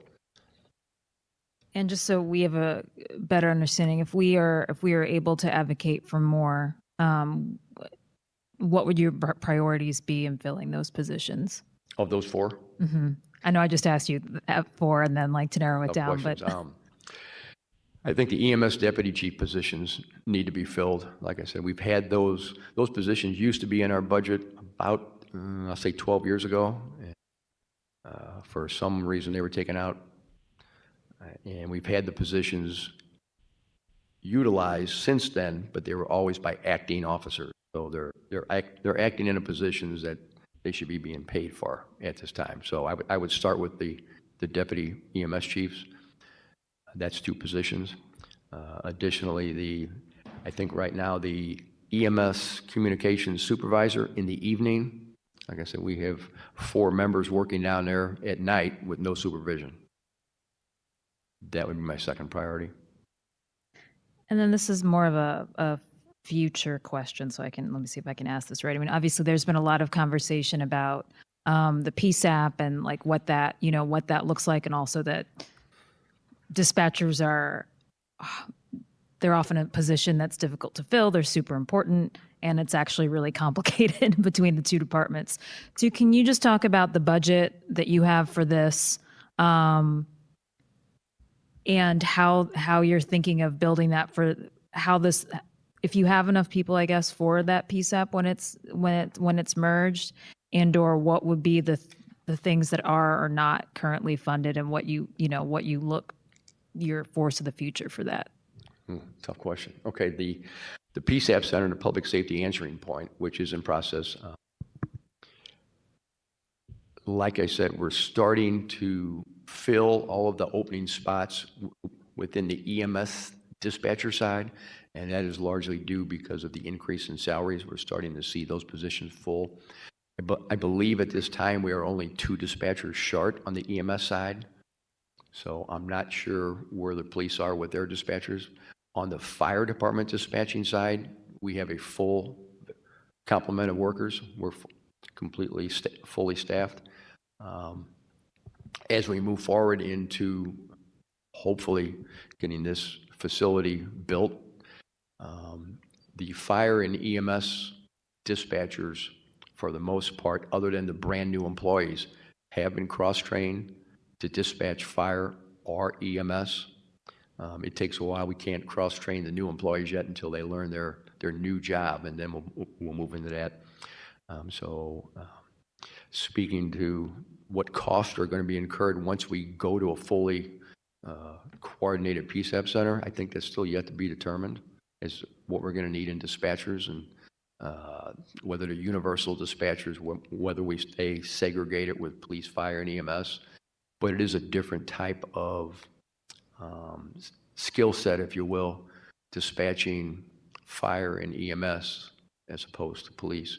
A EMS dispatcher has a certification so that they're able to dispatch, because they have to stay on the phone with the individual and explain medical procedures and maybe give them life-saving information on how to do CPR, mouth to mouth, clear the airway, position the legs, move the body. It just they give ongoing instructions, so it's not just send medic 32 to such an address and hang up. They stay on the line.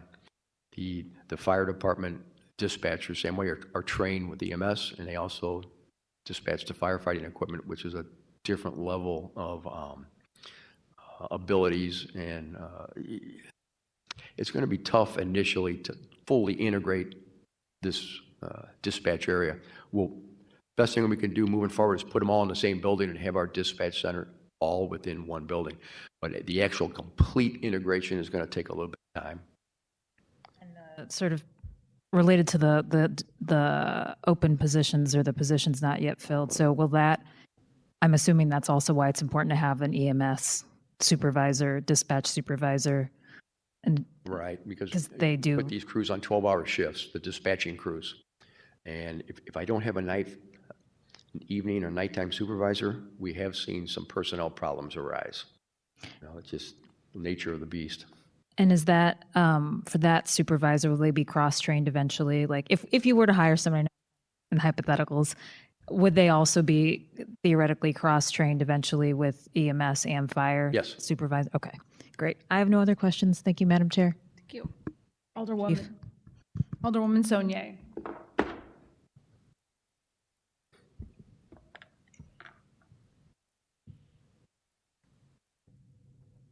Sorry, I guess I'm That's better. this morning. Hello, good morning. Morning. Firstly, thank you for being here.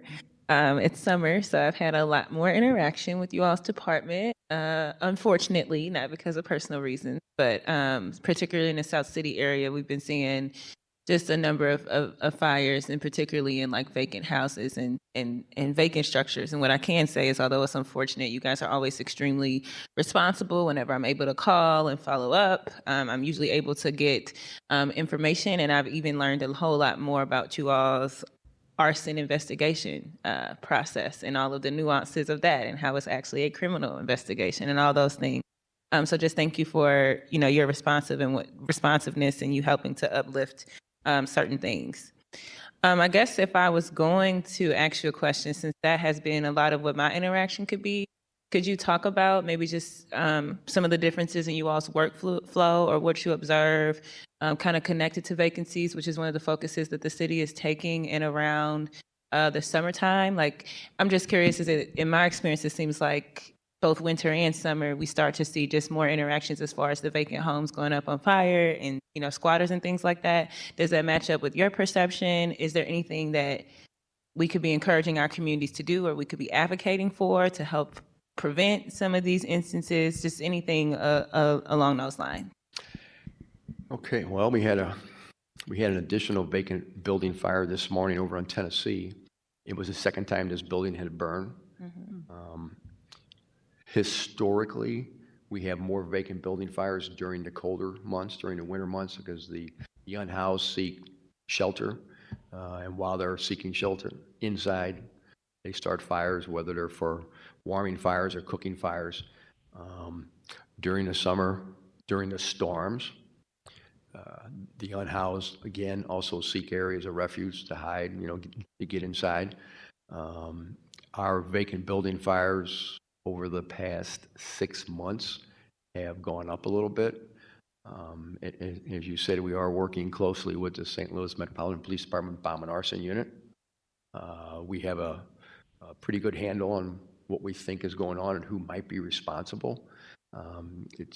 People always call and want to know, what do you have going, what's going on? And some of the information I can't relay because it is an ongoing investigation. And you guys are always very clear about that too, and I appreciate, sometimes you do give me additional information, and you just, hey, remember, we have to hold this because there's an investigation. Anytime we have a suspicious fire, we call out our FIU team, our fire investigation unit, and once they get there and they start their investigation, if they think there's something a little awry, they'll ask for the St. Louis Police Department to assist us. Since they do have arrest rights and we don't, you know, we can gather information for them, and then they come out and assist us with our investigation and look at the opportunity to try and stop these fires.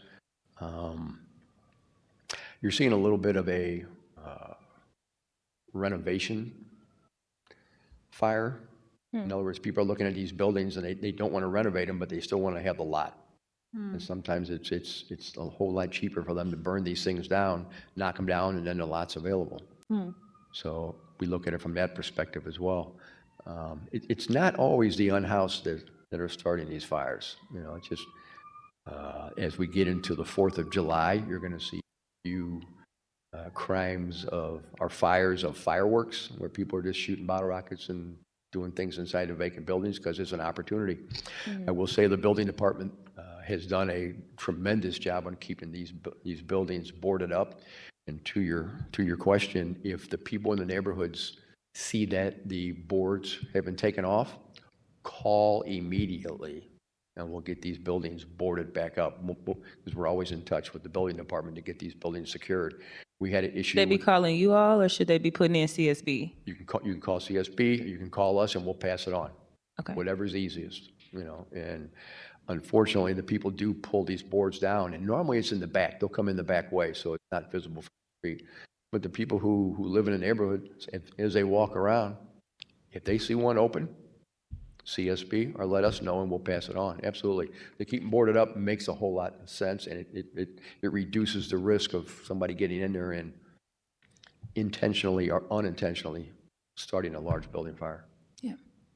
Well, thank you. The only other thing I have is just a thank you. We recently cleared St. Alexis Hospital, and you guys, I know, but I'm glad we did, and I did it because I wanted to prevent all of us from being able to, I wanted to keep all of us from having to deal with a 10,000 square foot parcel fire. So I'm very glad that we cleared it up, but we also were able to get, I know it's not directly you all, but we were able to get someone from EMS to be present in case we had run into someone that might have, you know, overdosed or had some type of drug usage. And we did end up needing a service connected to that. So I just, again, I know you guys you literally put fires out and navigate crisis, but you do a great job. And I find you to be extremely responsive and great partners. So thank you for that. Appreciate that.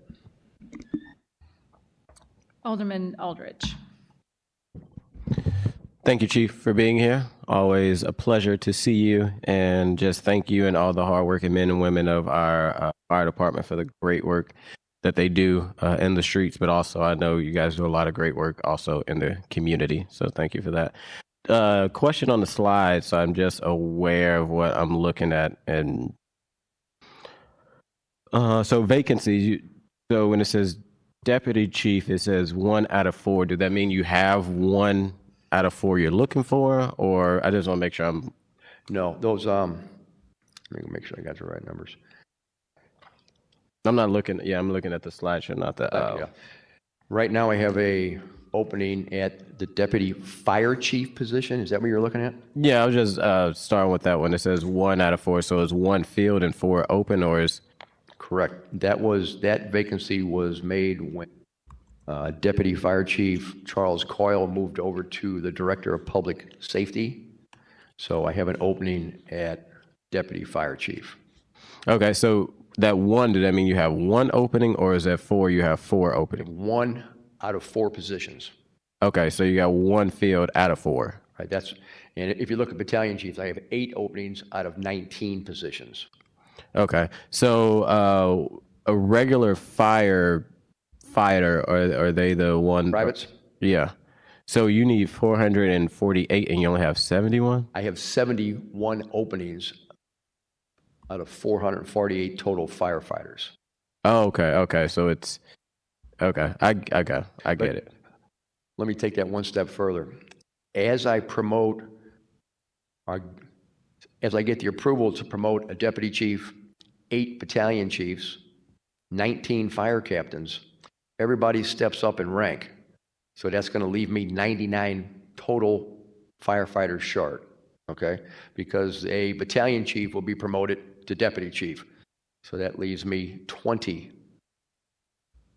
Okay, I'll have to add 9 total battalion chiefs. When I promote 9 battalion chiefs, that's going to come from the rank of captains. So that's going to add to how many captains I'm short. Yeah. I think also the percentage was throwing me off because now that I see you saying you have 4 deputies, but you have 1 position open. Correct. 25% of them are, I have a 25% vacancy rate at the deputy level. 1 out of 4 is gone. I wasn't never good at math, but you got 4 and you need 1 more. I need 1 more. I have 3 right now. You have 3. I'm missing 1. So it's okay. Whoever did like the little number is a little weird because it says 4/1. So in battalions, if I do the 19 minus 8, that's how many battalions you have. Correct. Got it. Okay. And if I do the 448 minus 71, that would be how many like firefighters you have. Okay. That's what Google. My entire manpower is down about 17%. Okay. Okay. And with the firefighters, I guess, has there been like an increase of people leaving or decrease? Like, is that like have you been staying stagnant with it? Well, as you've been doing promotions too. COVID, we had 2 years of COVID where we couldn't, it was very difficult to get a test together. Department of Personnel really couldn't put a test out for firefighters. We were at the end of our list, if you will. So the list was probably 8 years old. So we were running out of candidates. During COVID, there wasn't a whole lot of applicants that wanted to assist sick people and, maybe get COVID. Then we had quite a few retirements. We had quite a few resignations. So that led up to this short, and I've never, in my 17 years, have been short 71 firefighters. Normally we get to 13 or 14, we hire a class. Mm-hmm. So we're in a tough spot right now. We have to put a class. We have to hire 60, 70 firefighters immediately. And I guess, kind of, what's the plan for that? Is it time frame? Your time frame or plan? Is it recruitment? Is it social media? Is it pay or what? The Department of Personnel has just finished up the testing process for new firefighters.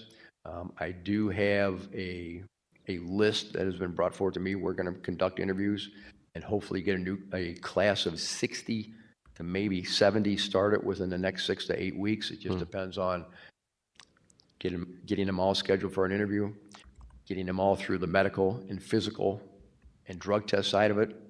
And depending on their qualifications, if a new applicant already has firefighter 1 and 2, which is a state certification that's required to be a firefighter, we'll be able to train them in 6 weeks and put them on the trucks. If they do not have the firefighter 1 and 2 state certification, it takes me approximately 18 weeks to train them. And then they have to pass that test and then they go on the track. So depends on the certifications that are presented to me once we do the interviews. Do they get paid for the training or is that? No, they are paid while they are training. Okay.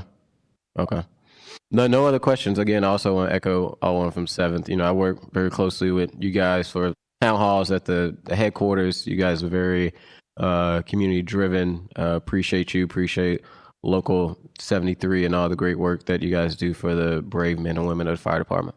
Yeah, I appreciate the town halls are always exciting. Yeah. Thank you, Chief. Chief, I had a couple of quick questions here. So we had one of the things, what you were talking a lot about. We were talking a lot about the EMS and the dispatch, being able to be there immediately when there's an emergency. We have separate fire dispatchers than we have police. Is that correct? They're a separate set. Is that right? Correct. The fire dispatchers right now dispatch out of the alarm center, which is located at St. Louis Fire Department headquarters. Okay, and those are where my fire dispatchers are in this totally different category than EMS dispatchers or police dispatchers. Okay, so there's 3 different types of dispatchers. Correct. And the police dispatchers are out of the facility over um, On Tucker, on Tucker. The fire dispatchers operate out of your headquarters. up on Jefferson and Cass. And where are the EMS? EMS now is operating out of the same building as the police dispatchers at Tucker and Spruce. Okay. And are all three of those dispatch units, are they paid the same? No, they're not. The EMS dispatchers have one salary grade, the police dispatchers have their own, and the fire dispatchers have their own salary grade. The fire dispatchers make the same amount of salary as a firefighter. Oh, really? Correct. And so that is assuming that's higher than the other dispatchers? It is. They're the highest of all the dispatchers. The fire dispatchers make more money than the EMS dispatchers. Okay. And I'm not sure where the police dispatchers are within their salary range. Okay, but certainly, I think in the staffing level for the fire dispatchers, can you talk about that? Is that fully staffed for the dispatch? We're fully staffed. We really don't have any issues maintaining our staffing level because of the parity with the firefighters that the dispatchers have. Okay, and can you describe just a little bit for everybody here who's sort of new, the parity issue with regards to our fire department and our police department, and kind of how that works in a general sense across the board? Parity was an issue that was put on the ballot, I want to say it was early 70s, where they took it to the public vote, basically asking, should the firefighters have parity with the police officers? Fairly contentious vote. It did pass, so anytime that the police individuals at all ranks, from patrolman all the way up to the chief, get a salary increase, the firefighters receive that as well based on their rank. And in that group, as you questioned, the fire dispatchers were put in with that parity discussion. So they're assigned the same salary as a firefighter or a private. And there's also a fire dispatch lead dispatcher who's assigned the same rank as a fire captain. So they have parity, and it's the same rank. With the police department, anytime they get a raise, the fire department does get a raise because of the parity law. Okay, that's helpful. And they're not exactly equal, but there's a parity associated with that. Is that right? Or are they exactly equal? The salaries are exactly equal based on their rank, from fire private to captain to battalion chief to deputy chief. They're assigned the same salary as their counterpart on the police department, whether it's a patrolman, a lieutenant, a captain, a major, or a lieutenant colonel. But that's the case for all levels up to chief? No, that's been a whole different argument with inside. Right now, the city police chief makes a different salary because he's partially paid by their foundation. So he's approximately $100,000 more than what I make. I see. So there is no parity there. So there's no parity for the chief of the two organizations, but there's Correct. parity for all the other positions across. There is. Okay. With the exception of those the dispatchers as well. Correct. Okay. So it seems like there's some disconnect there. There is. Okay. Okay. Well, Chief, I'll echo the sentiments of my colleagues here on the board, on the committee, that we're very, very grateful for your service. Your fire department, our EMS department, our first responders in that regard are always very responsive, and we're grateful for your quick service. It's often it's usually the fire department that gets there first, and that service is incredibly important to keeping our communities safe. Okay. It's helpful to go through some of the things that you need that may not be in your budget. And so as we kind of, as you know, that we don't have the authority to add, but certainly do have the authority to advocate for things. And so we really appreciate you coming before us and sharing those things that would make your department run better. Before I leave, I have to give a shout out to my administrative 3 position and my head accountant. Jeffrey Scott and Lynn Weber are the ones who handle the accounting side of the fire department, which is a not an easy task with with the way we operate. But without them, it's what I do would almost be impossible because they control all the purse strings and they can look us right in the eye and say, no, you can't have that today. So, but just a big shout out. They're a big part of the fire department, even though, it's a civilian side. We do know that our payroll staff and our administrative staff and accounting staff keep us in line and do a great job. And without them, we'd be in trouble. Okay. We're grateful for them as well. Thank you for bringing the presentation, although we had some technical difficulties on the front end, and for being so accommodating on the calendar side of things as we ran a little bit late here this morning, Chief. Okay.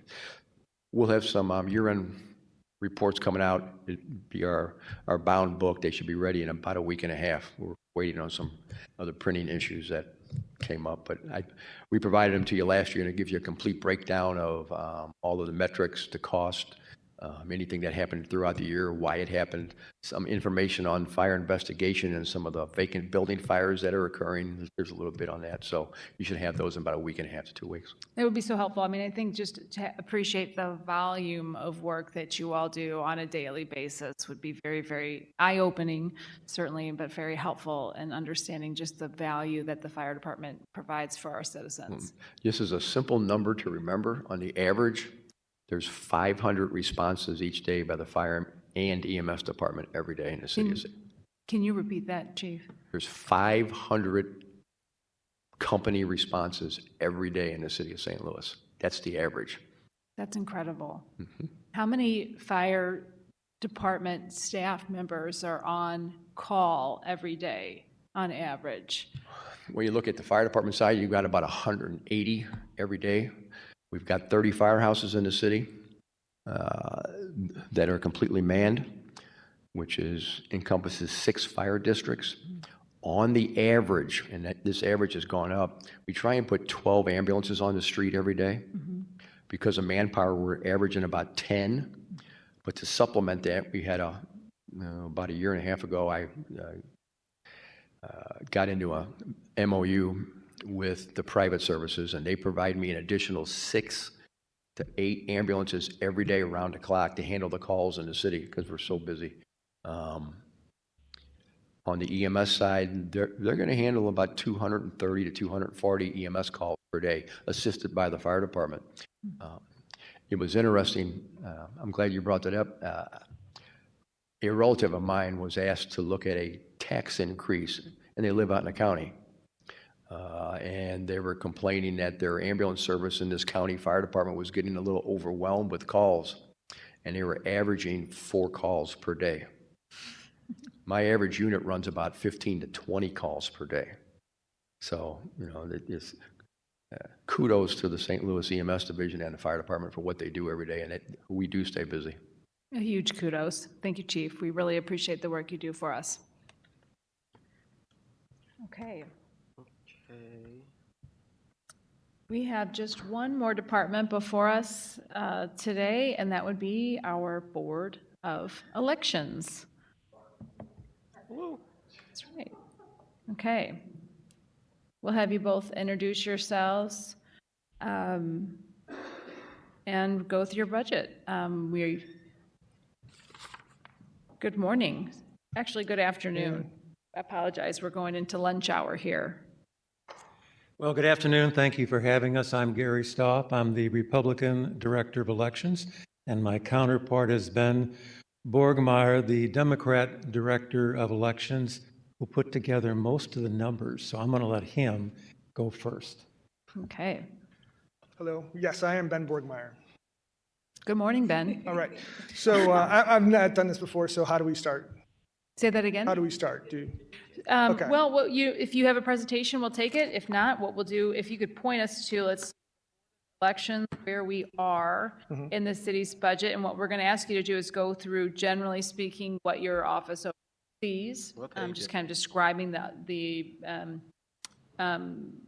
responsibilities and the roles that you play, and then we'll go through your budget, what was proposed by your department, what is being what was requested by your department and what is being proposed in the current budget. And so we can understand if there's any shortfalls, if you're granted any extra money you don't need.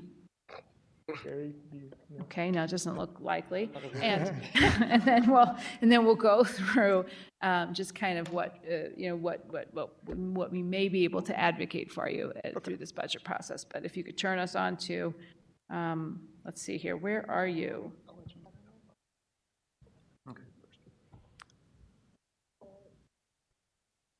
The Board of, Do you have a presentation that you wanted to present, a PowerPoint? if you don't have a PowerPoint, we're going to request that you do a song and a dance. Well, you got your guy right here. Gary's got quite the voice. Song and a dance. Okay, we've got it. Page 174 is your budget and the line item detail, and you've got a copy of it right there if you need it. Okay, thanks. So while Ben is setting up, let me just, I know you're aware of what we do. We do elections, which is really all we do, as opposed to county clerks who do deeds and all the rest.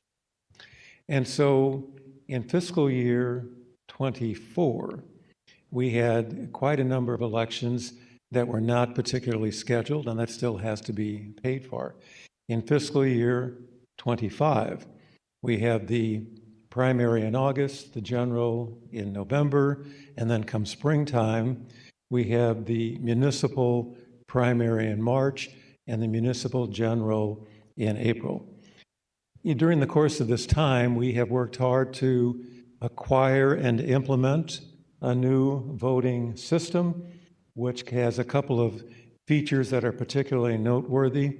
One is we can print a ballot on demand with this new equipment, as opposed to having a stockpile of ballots for each polling location. And the other thing the system enables us to do is to provide anywhere voting. And so even though most voters may very well go to their regular assigned polling location, they don't have to. They can vote anywhere where we have a polling place. And this is particularly useful during that 2-week period before an election where we have no excuse, absentee voting. So anyone who knows for whom and for what they want to vote, and they're not going to change their mind on election day, then they can go to vote centers during that 2-week period, and they can vote what's called a no excuse absentee ballot. The other thing we've worked very hard to do, and Chief Jenkinson was having out kudos, and it's only fair to do the same here. The primary architect of our reorganization has been my fellow director, Ben Borgmeyer. And what he's worked, and we've worked very hard to do, is to take sort of an outdated organizational structure, which worked well 20 years ago, but over the course of time, needs change. And we wanted to assign people to jobs and descriptions that particularly fit their capabilities and our organizational needs. And so when we put together the budget, even though there are some structural names, the budget that we are requesting is budget neutral in terms of we move some dollars around based on this reorganization, but we didn't really add to, but in the course of going through the budget process, we've sort of lost something in the translation. And so we wanted the committee to be aware of that. Ben is much more intimately familiar with the numbers than I am, so I'm going to let him address the numbers part. Yeah. So what Gary said is accurate. I mean, this coming year, we have 4 citywide scheduled elections. We also are doing petition processing right now. That's not necessarily the city's concern. But as far as what we requested, as far as our non-salary accounts, I think we essentially got what we asked for. So the issue as far as with our budget essentially is on the personnel side. Because as Gary alluded to, are 3 things that have been going on. I mean, we were the benefits of a lot of ARPA money, and that's caused a lot of transformation within our department, and for the better for St. Louis voters. However, the challenge is adapting our structures to that new equipment. So with the Vote Anywhere, with the technology that is being incorporated into the election board, trying to meet that demand. Second, then there's also the issue, we're currently going through a fairly extensive ADA project. So as far as accessibility of polling places, trying to make sure that our voting program is providing just kind of an equal and fair environment for all city voters. And then with those two components, there's essentially then a need then for outreach. So someone to communicate those changes to voters and what that means to them. And so when we put together the numbers for the budget, the salaries that we sent over were for the reorganization. What was returned, for example, in the, what do you call the document? I think it's the BD or CBD 6. You know, it relates there, it reflects what our old job titles are. So it reflects kind of not the job titles that we're trying to, and also that our board, I should say, also authorized, but the new structure that's in there. And then, so what we sent over was kind of new job titles. What we got back were the same old job titles, then also just with the reduction of 2 positions that were cut from our staff. So when we put together this plan, the idea was to make it budget neutral, but then to reorganize, to create new job titles, new job descriptions. So essentially that is kind of what our concern is, because we're trying to operate at with a different structure. Okay, Ben, can you, if I'm looking, where's the best place to see this specifically? If I'm looking at your personnel schedule, for example, Yeah. is this where I would see these titles? I mean, job descriptions are obviously not going to be in this, but I'm seeing a fiscal year 25 department request of 25 positions. And a proposed staffing of 26 positions. So, and I don't obviously see any discrepancies between the titles. The one being the member of the board, you're getting an extra member of the board that you didn't necessarily request, as opposed to one. Where are we? Where should we go to look to see these differences in what you requested is being proposed? This isn't necessarily a presentation, but it could show. I could show you what I sent over to budget. Is that something I could put on the screen? Sure. I have not sent anything to. Just to let you know. Sure. Okay. But we will, for legal reasons and for other reasons, we will request that you send that to the board clerk for documentation. The clerk is waiting for you to send your email over. Okay.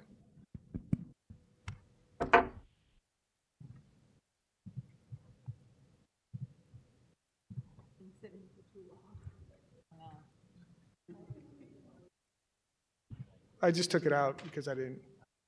Yeah.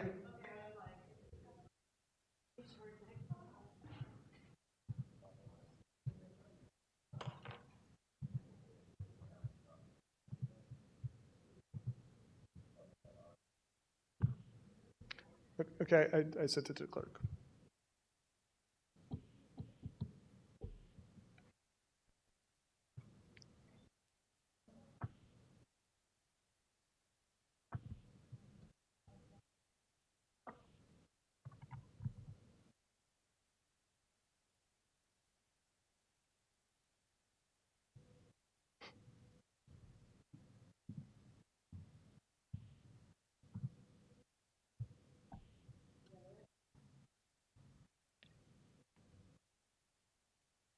Okay.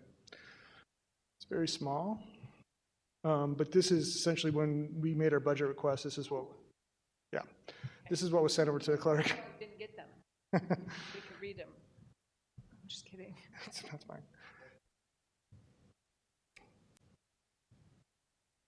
fine. So looking at it, so when we submitted the budget staff asked us to highlight and things in yellow that were, and so you can see there's a lot of yellow there. For example, let's see, we have at the time 4 current vacancies, correct, in our full-time staff. That's excluding the board members. So there's basically it's wholesale change where it says Deputy Director MCVR. In the past, there were two deputy directors that were staffed, so 2 FTEs for the deputy director. So the reorganization then essentially has a deputy director MCVR and then deputy director, which is operations. So the kind of 2 broad divisions in our staff. So it's like what we sent over was not incorporated at all. So basically we took that, sent that to them. What they sent back to us was simply basically everything that's in the teal color on this screen. I did.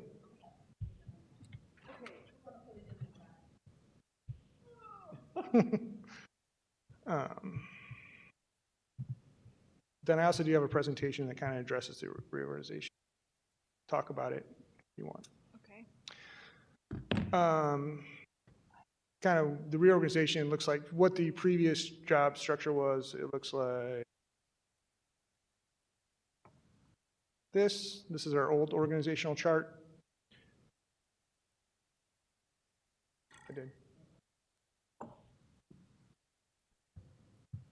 Good. I sent it directly to Terry Kennedy. Oh, I'm sorry. Okay.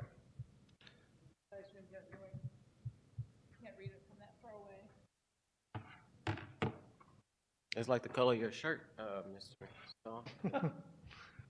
We approve y'all. Tuesday appear before the budget committee. I approve y'all budget. Y'all can leave now. They're just making Goes us. well with our presentation. So.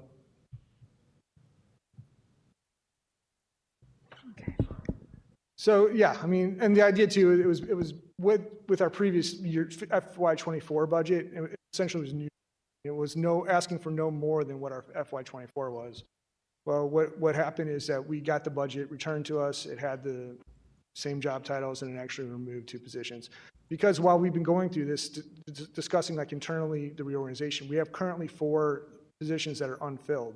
Well, we've been they've kind of intentionally been left unfilled because this reorganization has been taking place over the entire scope of the ARPA money.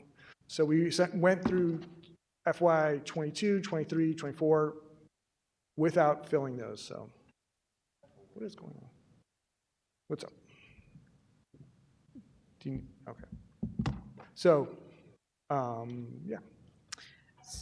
Okay, so it sounds like, Ben, what we need to do is to figure out how to reclassify. You're not having a budget issue so much as how your budget reflected in the budget documents have, your staffing, and all those pieces are not married up to what you want. Yeah. Okay, so, but the amount at the end of the day, this $2,027,000 does get you the budget you need to fulfill your duties as the Board of Elections. Is that correct? I mean, other than, I do see a shortfall of about $100,000. You've got some legal services that have a deficit. Mm-hmm.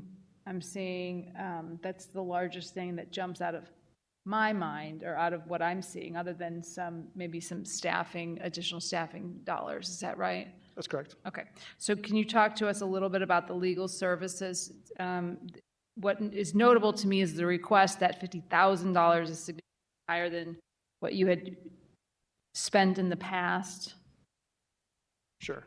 So as far as that is, there's been a couple matters that we've had to deal with through our in-house counsel, I'll call it in-house counsel, but our board attorney rather than through the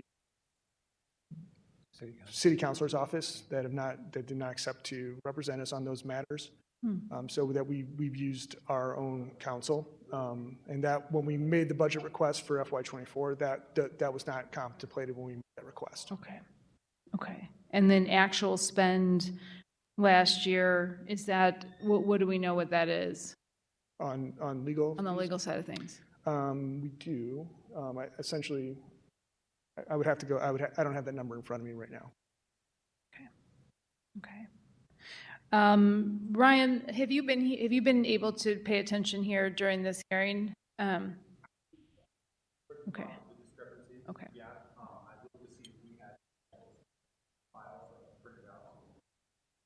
Okay.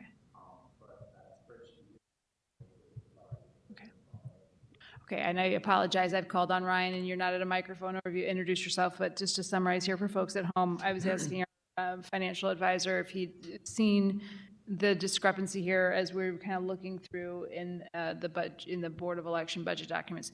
Ben, if it's acceptable to you, given that primarily we've hit the numbers portion of it pretty well, what I'd like to do is if you could send us the spreadsheet to clerk at the Board of Aldermen, as well as maybe me as the chair, and then I can forward it onto the committee if you don't want to fill that all out, but it would be helpful for us to see what those discrepancies are. We'd be happy to talk to the budget director on how we might be able to rectify that. Okay. Okay? And with that, I'd like to turn it over to the committee for questions, starting with Vice Chair Alderwoman Boyd, if she is still available online. Alderman Oldenburg. Alderwoman Velazquez. Great, thank you, and thank you both for all your hard work. I know that there are, I'm sure, lots of moving parts and unexpected things with each election, so we thank you for your service. Just a couple questions.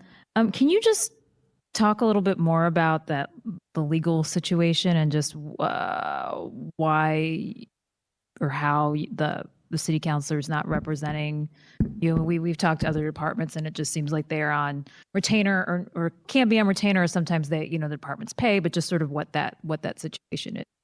So we are kind of unique status. We're a county department in the city. So, I don't know all the ins and outs as far as what the city councilor, who and why they decided to represent.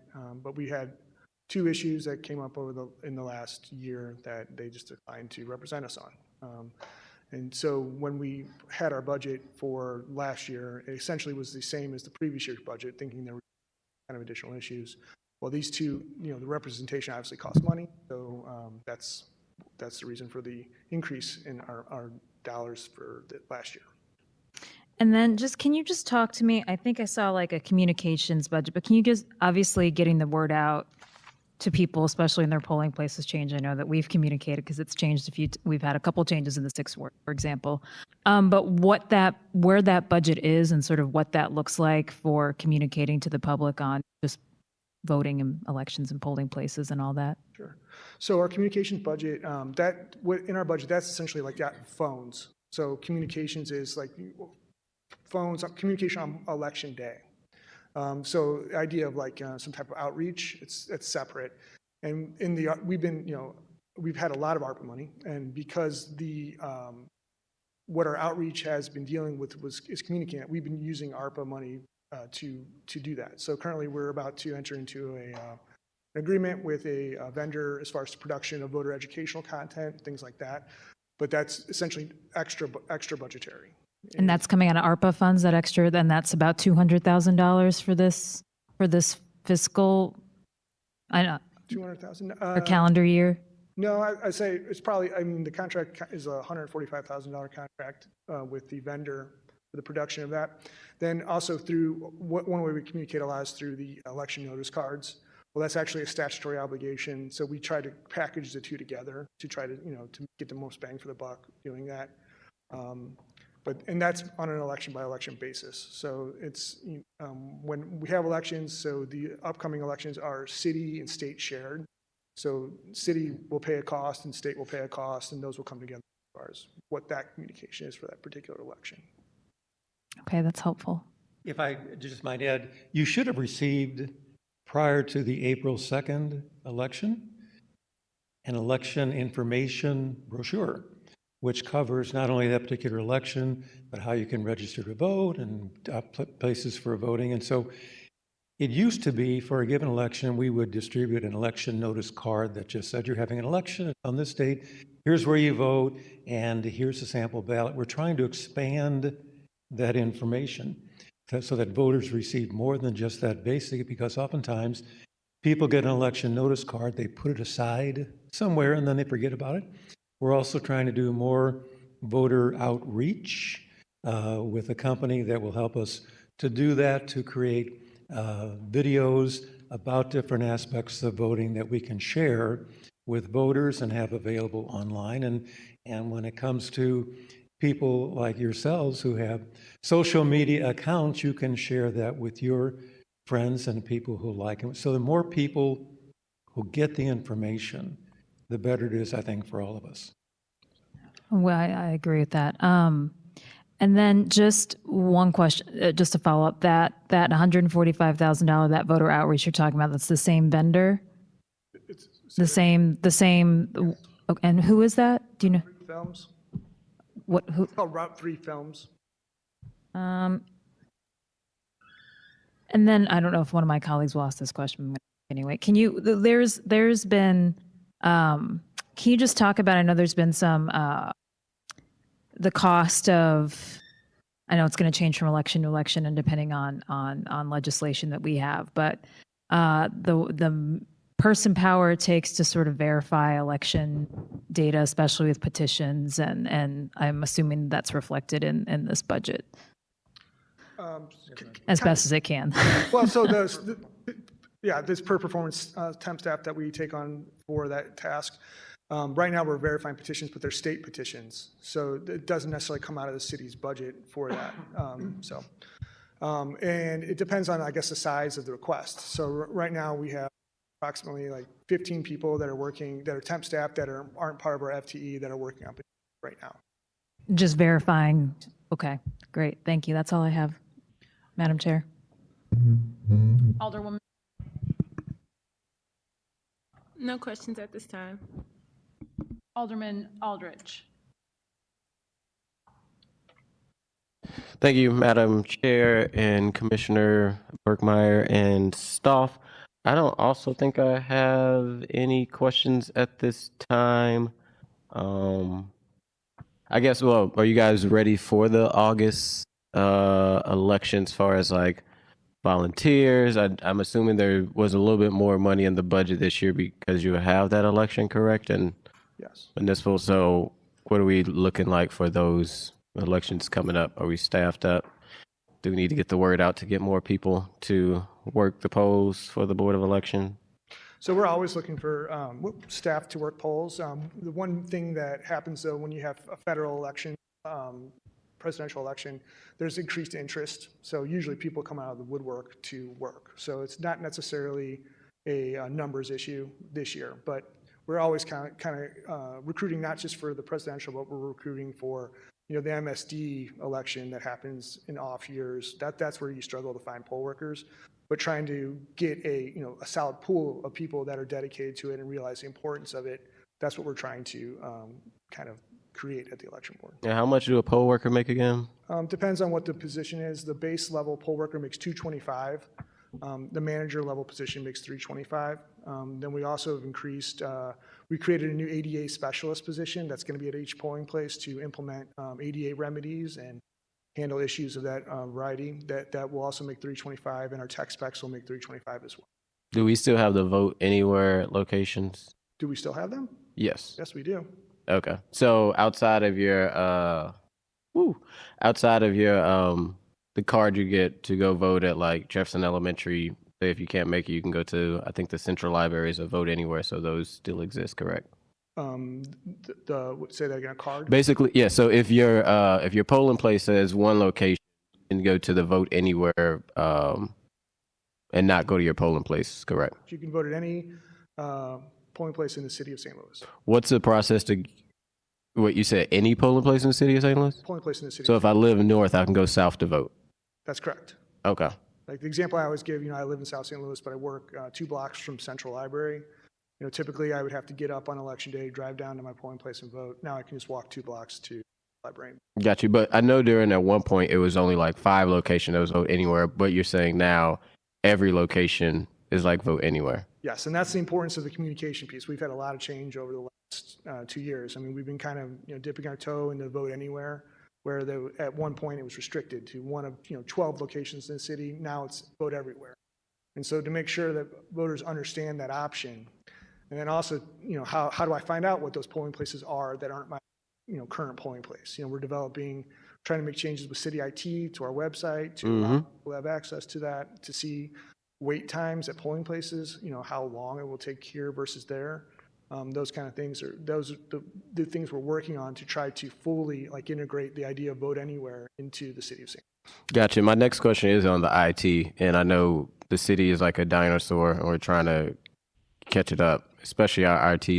They do great work. Our IT department does great work, but the mainframe is really bad. So I know St. Louis County has it where I know you guys usually update numbers either via Twitter, Facebook, doing very better on like the social media with Twitter throughout the day.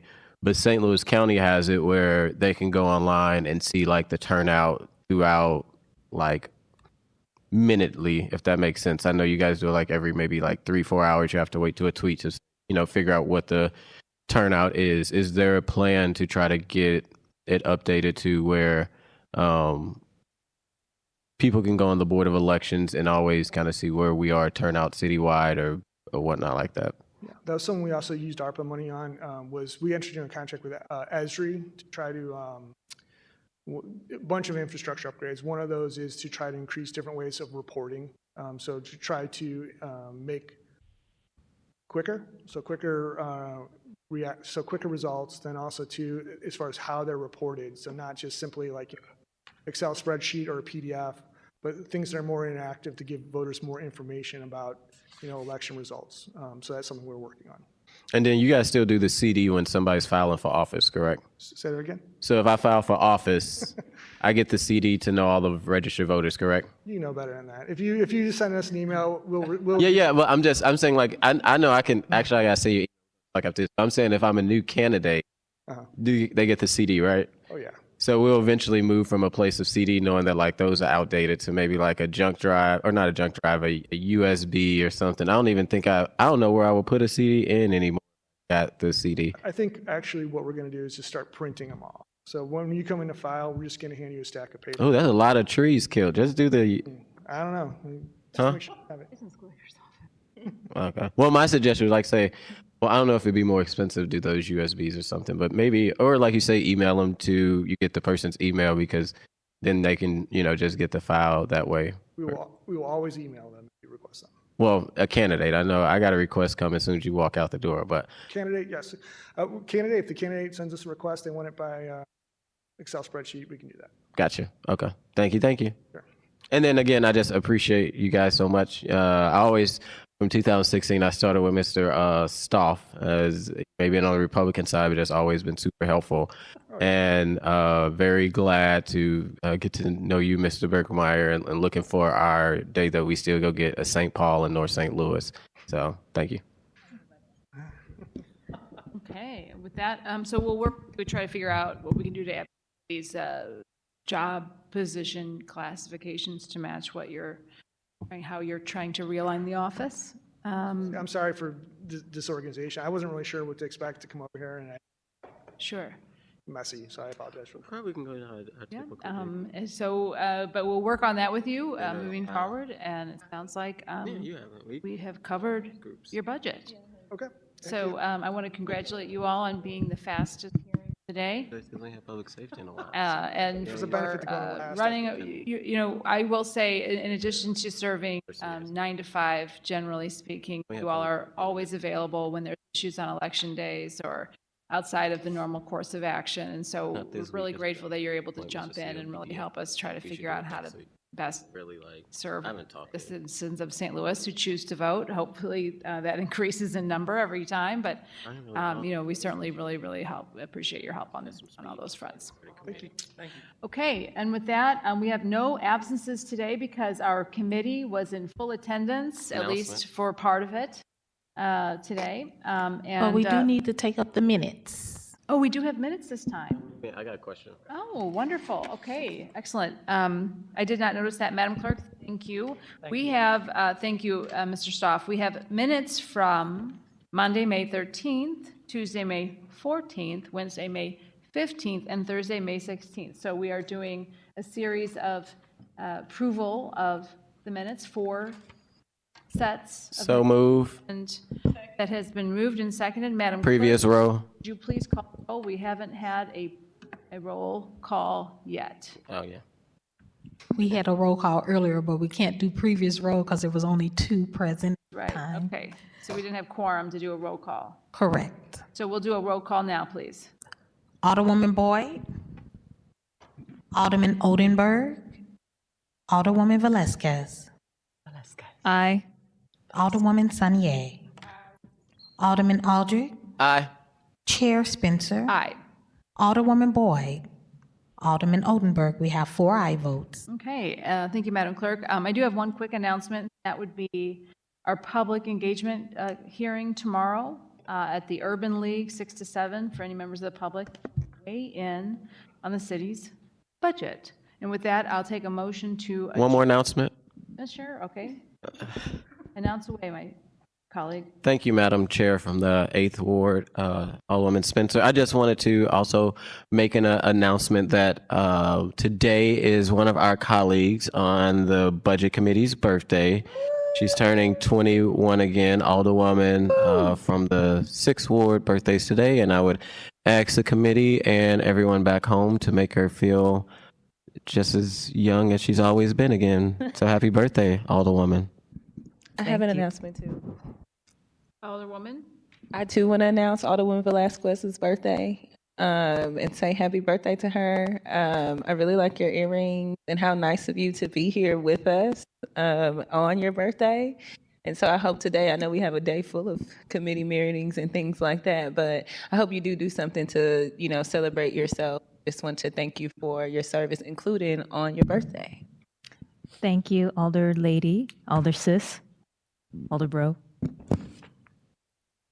And with that, I will take a new motion to adjourn. So So moved. moved. Previous row. Excellent. Objection. We did it. All right. Who's going to? I want to see the birthday.